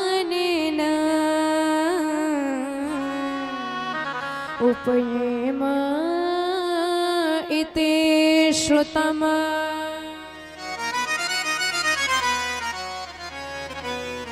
तो 25 वर्ष में प्रथम विवाह सरकार का रुक्मिणी जी के साथ संपन्न हुआ राक्षस विधि से। परीक्षित जी महाराज कहते हैं कि गुरुदेव ये विवाह कैसे हुआ, जरा विस्तार से बताइए। तो सुखदेव जी कहते हैं विदर्भ देश में भीष्मक नाम के एक महाराज रहते थे, जिनके 5 बेटे हुए और 1 कन्या हुई जिसका नाम था रुक्मिणी। राजा से भीष्म को नाम विदर्भाधिपते महान तस्य 5 भवन पुत्रा कन्यका च वरानना।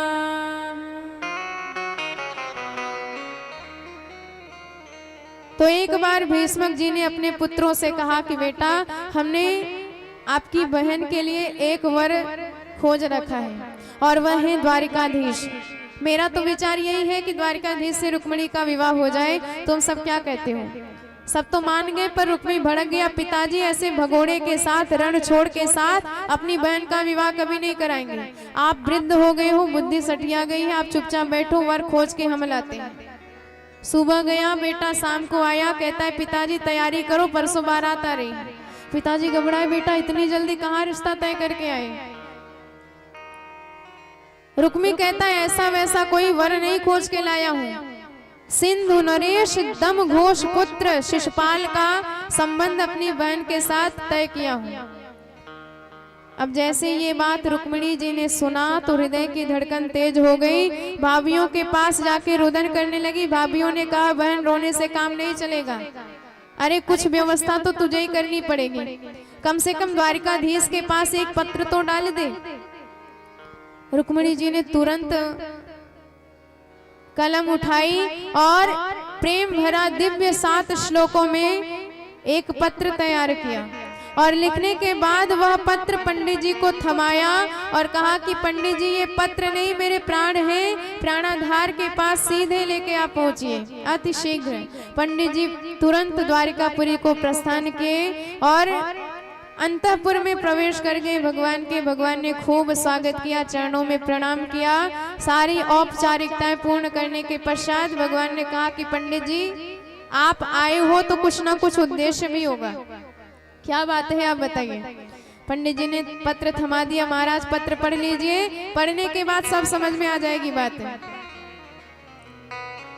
भगवान ने कहा कि आप ही पढ़ के सुना दीजिए। पंडित जी ने कहा कोई आपका प्राइवेट पत्र है, राजनैतिक पत्र नहीं जो पूरी सभा में सबके सामने पढ़ के सुना दो। भगवान ने कहा हमने ब्राह्मणों से एक भी बात छिपाई नहीं है, आप तो पढ़ के सुनाओ। तो पंडित जी ने रुक्मिणी जी का भाव भगवान के समक्ष निवेदित किया। बड़े भाव से रुक्मिणी जी वर्णन करती हैं। श्रुत्वा गुणन भुवन सुंदर सर्वतां ते निर्वेश कर्ण विवरै हरतो गुतापम रूपम दृशां दृश्यमता अखिलार्थ लाभम त्वयि अच्युत विशते तप पत्रपम में। रुक्मिणी जी बड़े भाव से लिखती हैं कि हे त्रिभुवन सुंदर, हे अच्युत, आपके गुण सुन सुन के मेरे नयन मेरे कान तो तृप्त हो गए हैं, पर न जाने नयनों को कब उनके खजाने मिलेंगे, इन नयनों को कब आपका दर्शन मिलेगा, कब मैं तृप्त होंगी आपको देख करके। सरकार मैंने तो आपको ही पति रूप में स्वीकार कर लिया है, आपको ही अपना बना लिया है। मेरे हृदय में कोई विकल्प नहीं कि मैं दूसरे किसी की हो जाऊं, पर दुर्भाग्य से मेरी परसों बारात अन्यत्र जगह से आ रही है, तो सरकार किसी सिंह के बाघ को कोई गीदड़ ना उठा के ले जाए, इसलिए मैं आपसे निवेदन करती हूँ आप आइए, वीरता दिखाइए और मेरा हरण करके यहाँ से ले जाइए। अब आप कहोगे कि वीरता दिखाएंगे तो आपके भाइयों के साथ लड़ाई झगड़ा भी करना होगा। तो सरकार लड़ाई झगड़ा ना हो इसके लिए एक उपाय और बता रही हूँ। पूर्वे द्युरस्ति महति कुल देव यात्रा यस्या बहिर्नववधू गिरिजामुपेयात। हमारे यहाँ नियम है कि जब भी किसी कन्या का विवाह होता है तो पूजन करने गिरजा मंदिर में जाती है। तो सरकार मैं भी आऊंगी तो आप मुझे उसी मंदिर में दर्शन दीजिएगा। अब भगवान ने ये बात सुनी, परम गदगद हो गए, कहने लगे पंडित जी जो भाव रुक्मिणी जी के हृदय का है वही भाव हमारा भी। पंडित जी घबराए, महाराज आप भी अपनी बात बताइए, क्या भाव है आपके। भगवान कहते हैं हमने भी जब से रुक्मिणी जी के दिव्य गुणों की चर्चा सुनी है, स्वरूप का वर्णन सुना है, तब से हम भी उनके दीवाने हो गए हैं। कभी कभी तो उनकी याद में हमको रात में नींद भी नहीं आती है। तथा हम पिता चिंता निद्रांच न लभे निशि वेदाहम रुक्मिणी द्वेषा ममोद्वाहो निवारितः।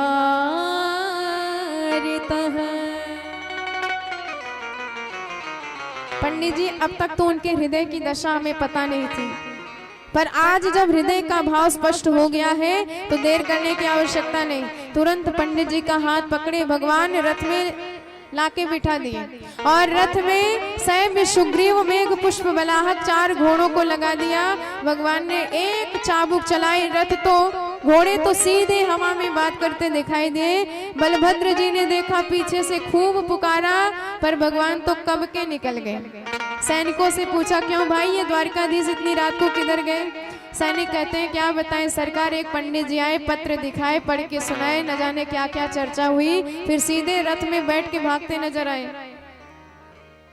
बलराम जी ने कहा कि अच्छा ये बात पक्की है कि पत्र कुंडनपुर से ही आया है?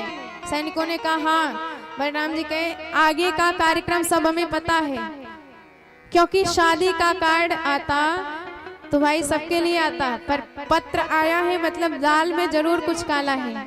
और ये बांसुरी वाला अकेले चला गया, मैं तो पूरी नारायणी सेना के साथ पूरी बारात सजा के चलूंगा। अब इधर रुक्मिणी मैया बार बार याद कर रही हैं, बार बार विचार कर रही हैं कि हे भगवान, पंडित जी अब तक नहीं आए, आज सब मेरे प्रतिकूल क्यों चल रहे हैं? हे भोलेनाथ, बहुत आपके रुद्राभिषेक किए हैं, बहुत सोमवार के व्रत किए हैं, आज सबका फल चाहिए। दुर्भगायान में धातो नानुकूलो महेश्वरः देवी वा विमुखा गौरी रुद्राणी गिरिजा सतिम। पर सामने से पंडित जी आते दिखाई दिए और कौन काम बना के आ रहा है, बिगाड़ के आ रहा है, चेहरे से सब पता चल जाता है। जो चमचमाता हुआ, मुस्कुराता हुआ भाल देखा, पंडित जी का हाल देखा, रुक्मिणी जी समझ गई ये काम बना के आ रहे हैं, क्योंकि मतवाली चाल है। पंडित जी ने कहा हम उनके साथ ही आए हैं, वो मंदिर पे तेरा इंतजार कर रहे हैं। तो दिव्य श्रृंगार किए सखियों के साथ रुक्मिणी जी गिरजा मंदिर पहुंच गई। इधर नगर में हल्ला मचा, शिशुपाल बैंड बाजे के साथ बारात लेके पहुंच चुका है। अब तो सब विचार करने लगे। रुक्मिणी ने कहा कि पिताजी उस दिन केवल बात करके आए थे, सगाई तो कर नहीं पाए, तो आप सगाई चढ़ाइए, बाकी मैं जनवासे का नहीं सारी व्यवस्था देखता हूं। शिशुपाल को खबर मिली कि हमारी इस शादी में वह नंद का लाला भी आया है, तो एकदम भड़क गया।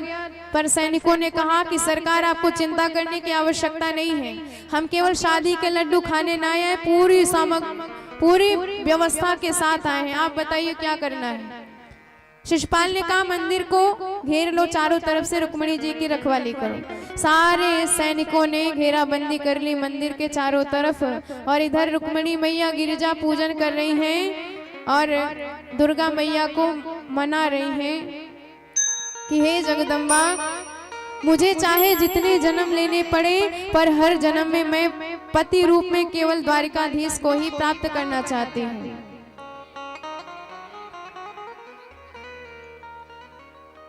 नमस्ते त्वाम्बिके भीक्ष्णम् स्वसन्तानयुतां शिवाम् भूयात् पतिर्मे भगवान् कृष्णस्तदनुमोदिता।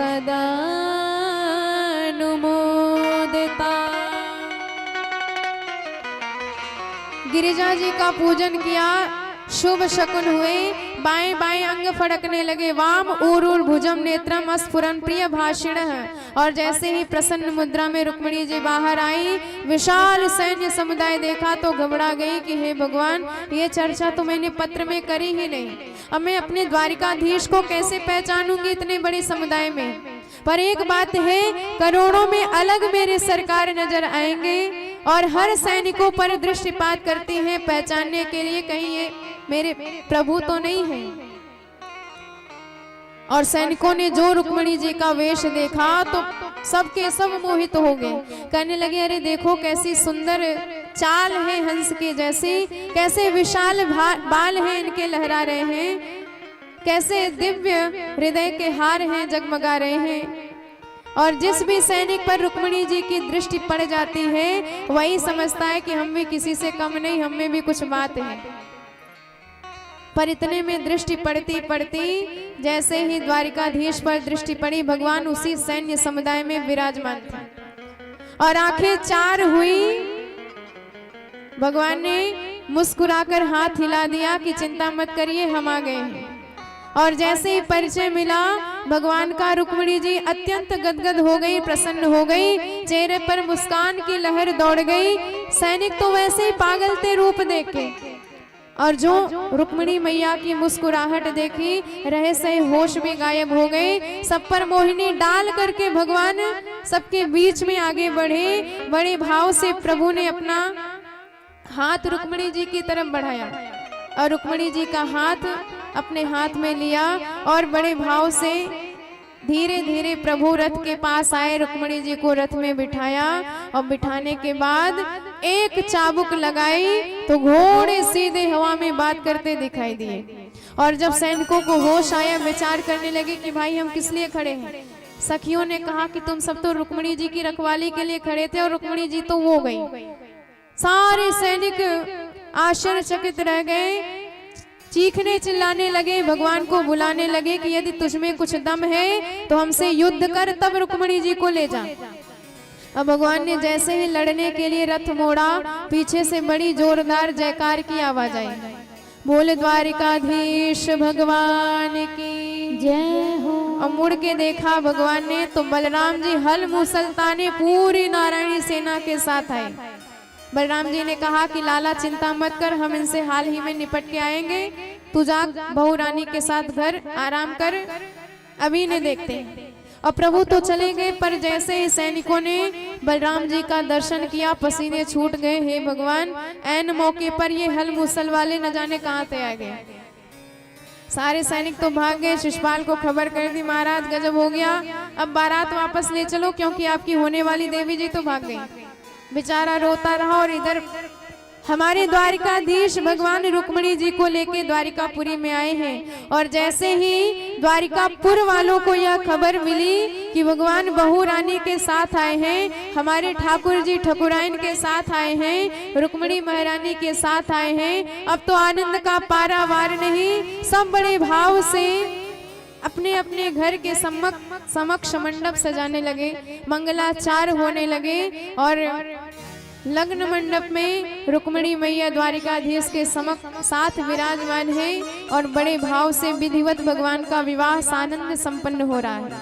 आइए प्रभु के इस विवाहोत्सव में हम सब भी अपने मन को समर्पित करें, क्योंकि ये हमारे जगत पिता और जगन माता का विवाह है। आप अपने बच्चों की शादी में जा सकते हैं, पर माता पिता की शादी कभी किसी को नहीं मिलती, पर ये सौभाग्य हमें कथाओं में मिलता है। तो आइए बड़े भाव से हम सब द्वारिकाधीश और रुक्मिणी महारानी के विवाहोत्सव में मन लगाएं और जीवन को परम धन्य व कृतार्थ बनाएं। बोल दुल्हा सरकार जय हो। बोल द्वारिकाधीश की। किसने सजाया तुमको मोहन। आप सबके समक्ष बड़ी ही सुंदर सी झांकी आ रही है।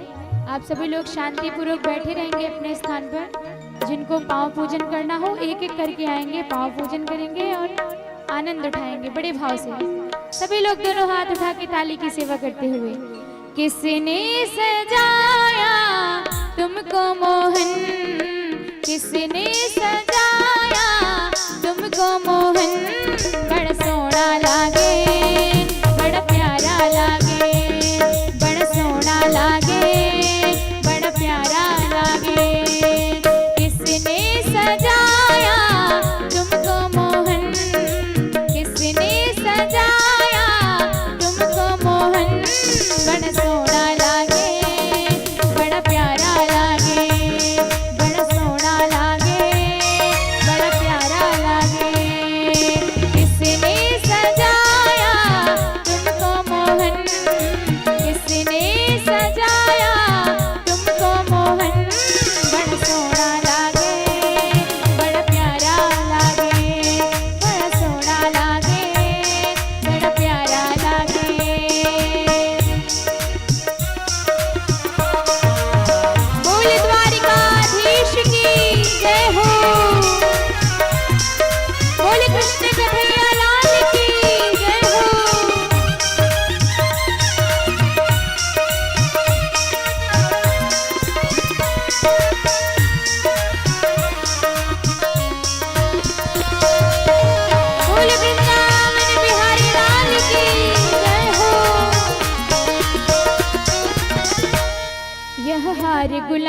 किसने पहनाया यह हार गुलाबी, किसने पहनाया यह माथ कस्तूरी, किसने लगाया यह माथ कस्तूरी, तिलक लगाया। सुंदर छवि पे आ गया मन, सुंदर छवि पे आ गया मन, बड़ा सोना लागे बड़ा प्यारा लागे, बड़ा सोना लागे बड़ा प्यारा लागे। किसने सजाया तुमको मोहन, किसने सजाया तुमको मोहन, बड़ा सोना लागे बड़ा प्यारा लागे, बड़ा सोना लागे बड़ा प्यारा लागे। सभी लोग दोनों हाथ उठा के बड़े भाव से ताली से बजाते हुए बोल द्वारकाधीश की जय हो, बोल रुक्मिणी महारानी की जय हो।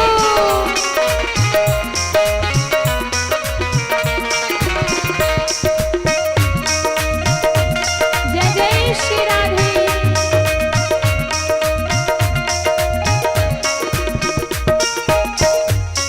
अधरों पे मुरली मीठी मुस्काने, अधरों पे मुरली मीठी मुस्काने, तेरा रूप देख के मैं हुई दीवानी।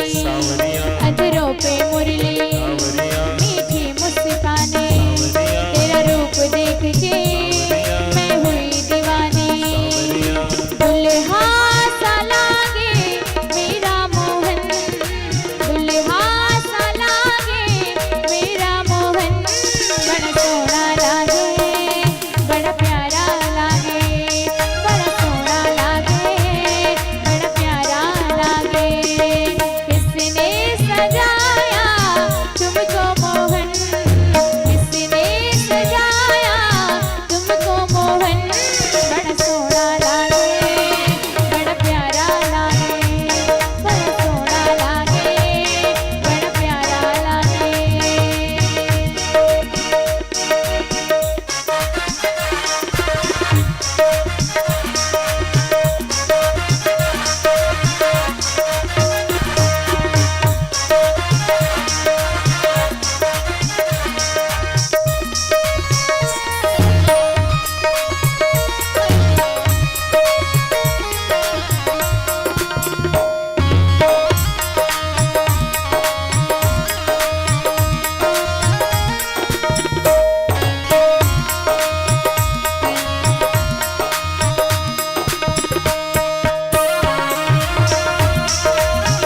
बोल दुल्हा सरकार की जय हो। मेरे श्याम सलोने, मेरे श्याम सलोने तुझे दिल में बसा लो, मेरे श्याम सलोने तुझे दिल में बसा लो। इस प्यारी छवि को पलकों में छुपा लो, इस प्यारी छवि को पलकों में छुपा लो। देखो ना जग में झूठा चलन, देखो ना जग में झूठा चलन, बड़ा सोना लागे बड़ा प्यारा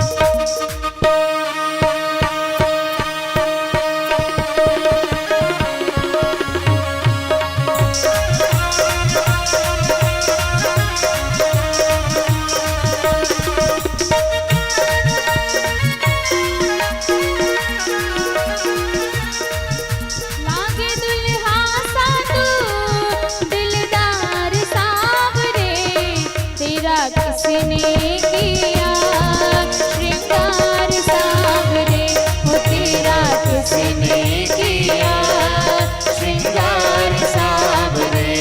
लागे दुल्हा सा तू दिलदार सावरे, लागे दुल्हा सा तू दिलदार सावरे। तेरा किसने किया श्रृंगार सावरे, हो तेरा किसने किया श्रृंगार सावरे।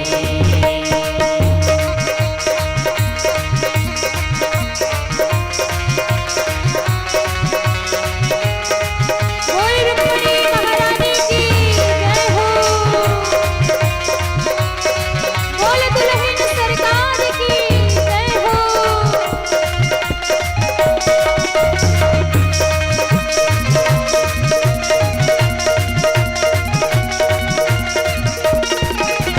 मस्तक पर मलिया गिर चंदन केशर तिलक लगाया, मस्तक पर मलिया चंदन केसर तिलक लगाया, मस्तक पर मलिया गिर चंदन केशर तिलक लगाया, मस्तक पर मलिया गिर चंदन केशर तिलक लगाया। मोर मुकुट कानों में कुंडल चित्र बहुत छलकाया, मोर मुकुट कानों में कुंडल चित्र बहुत छलकाया। महकता रहे दरबार सावरे, यूं महकता रहे दरबार सावरे। तेरा किसने किया श्रृंगार सावरे, हो तेरा किसने किया श्रृंगार सावरे। लागे दुल्हा सा तू दिलदार सावरे, लागे दुल्हा सा तू दिलदार सावरे। तेरा किसने किया श्रृंगार सावरे, हो तेरा किसने किया श्रृंगार सावरे।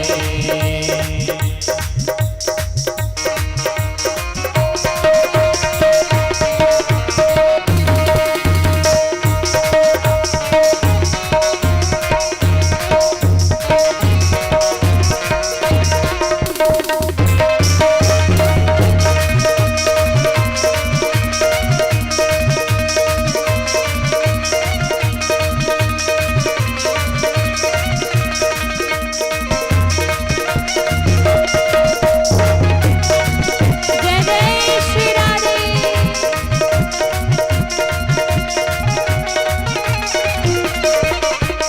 बागों से कलियां चुन चुन कर सुंदर हार बनाया, बागों से कलियां चुन चुन कर सुंदर हार बनाया, बागों से कलियां चुन चुन कर सुंदर हार बनाया।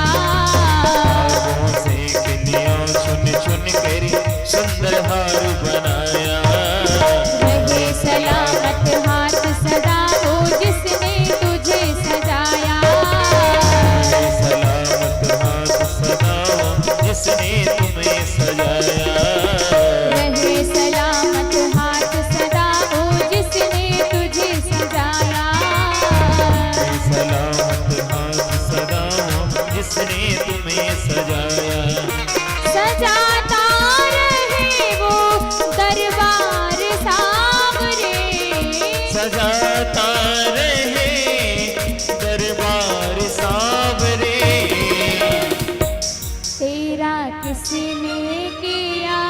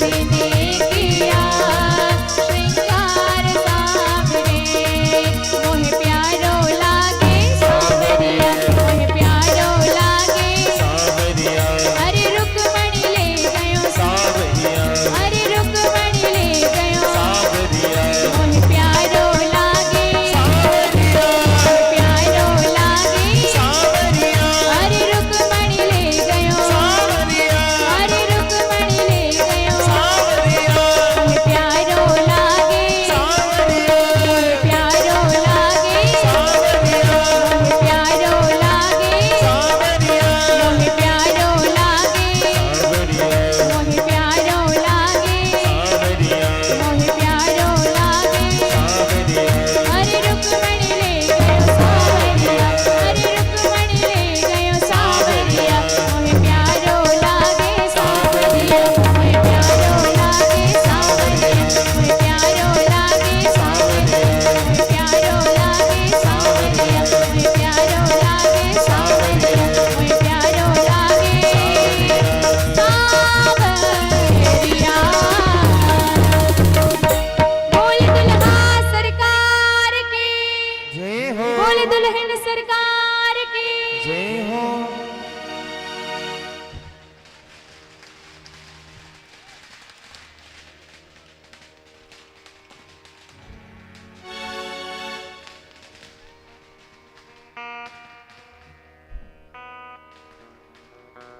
सभी भक्तजन अपने अपने स्थान पर बैठे रहेंगे। आराम आराम से सभी लोग एक एक करके आएंगे, भगवान का दर्शन करेंगे, आशीर्वाद ग्रहण करेंगे और भजन का आनंद लेते रहिए आप सभी लोग। हो ऐसे लगता है जैसे संसार की शादी है हो ऐसे लगता है जैसे संसार की शादी है आज मेरी शाम की शादी है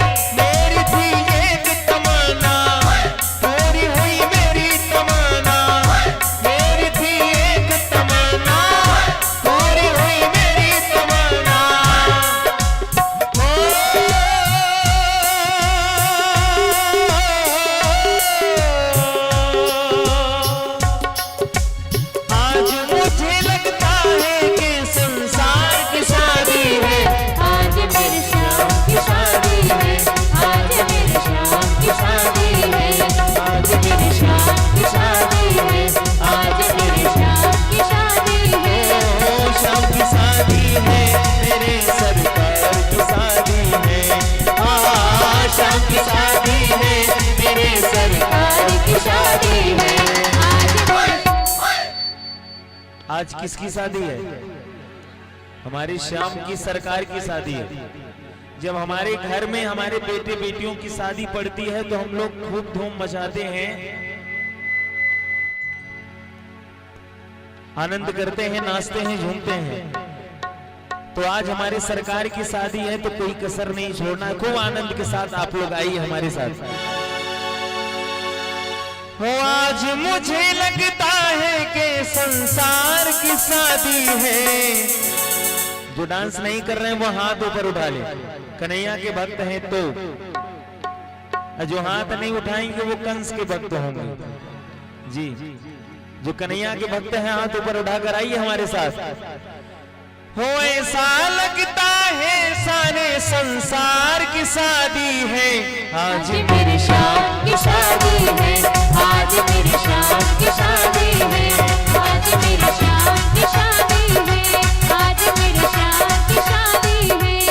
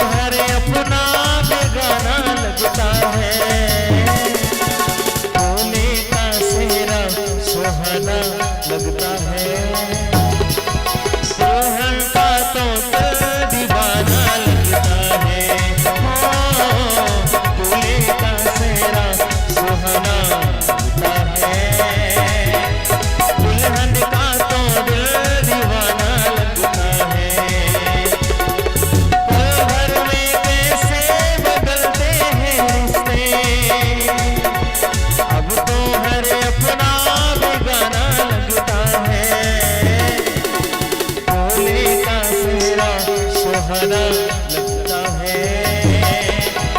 दुल्हन का तो दिल दीवाना लगता है।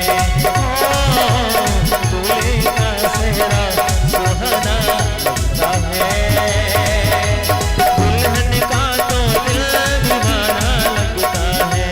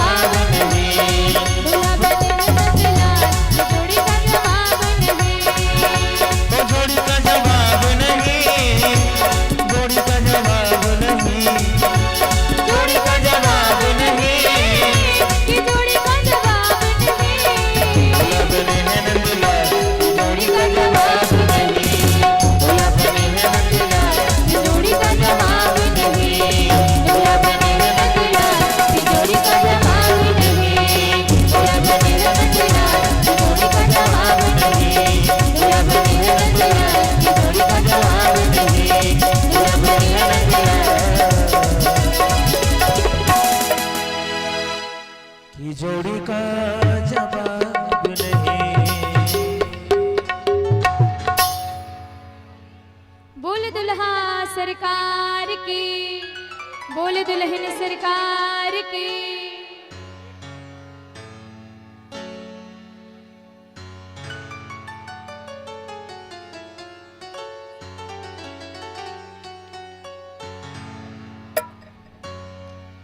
दुने न सरकार के कटीले हैं कटार के।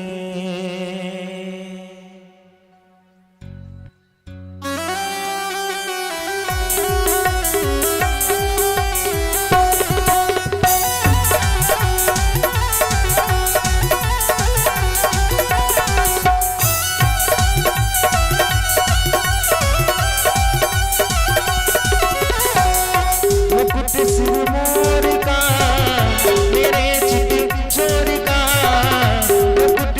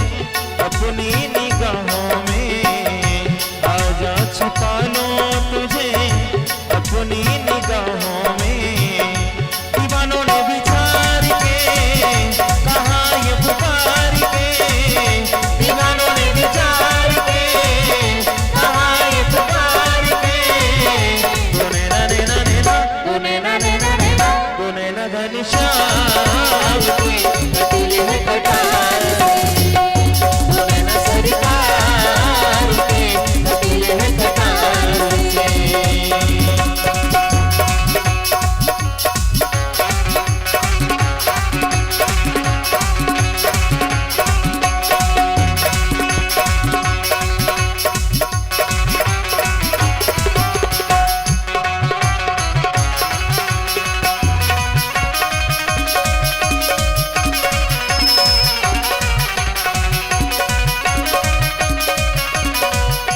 बड़े भाव से सभी लोग दोनों हाथ उठा के ताली की सीमा करते हुए बोल वृंदावन बिहारी लाल की जय हो।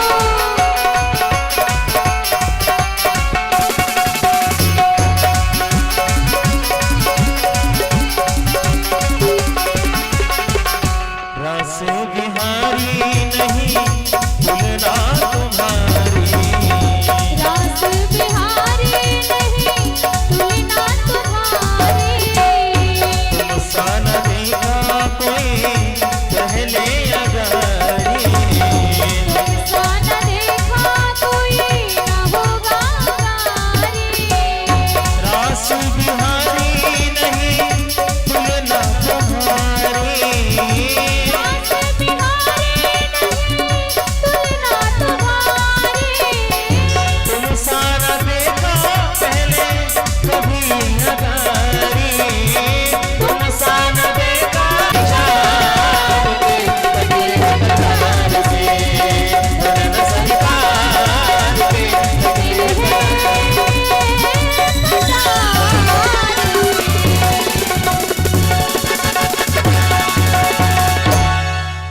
बोल वृंदावन बिहारी लाल की जय हो।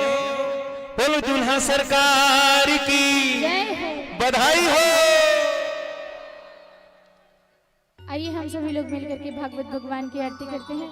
तत्पश्चात आप सभी लोग दिव्य प्रसाद एवं आरती ग्रहण करेंगे।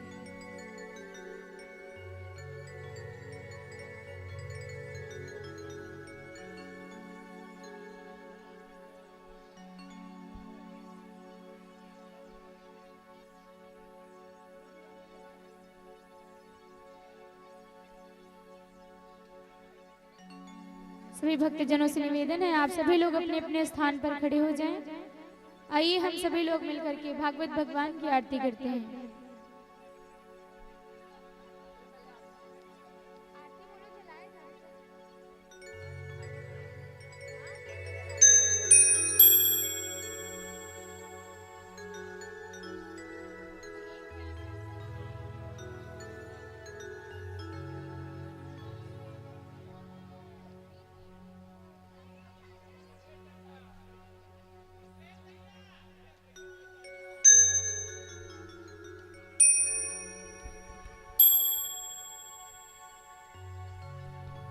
हरि ओम।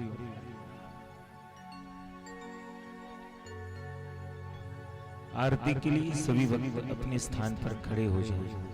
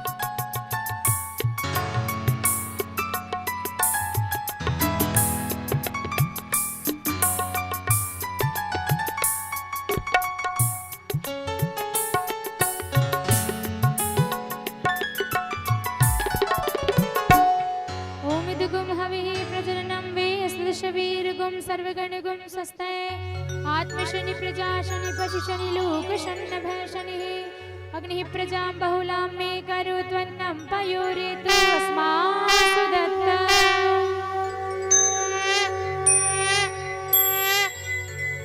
उतारो है सखी हाँ उतारो है सखी उतारो है सखी उतारो है सखी हो सावर दुल्हा के सावर दुल्हा के आरती उतारो है सखी सावर दुल्हा के आरती उतारो है सखी उतारो है सखी हाँ उतारो है सखी उतारो है सखी तन मन वारो है सखी अपने श्याम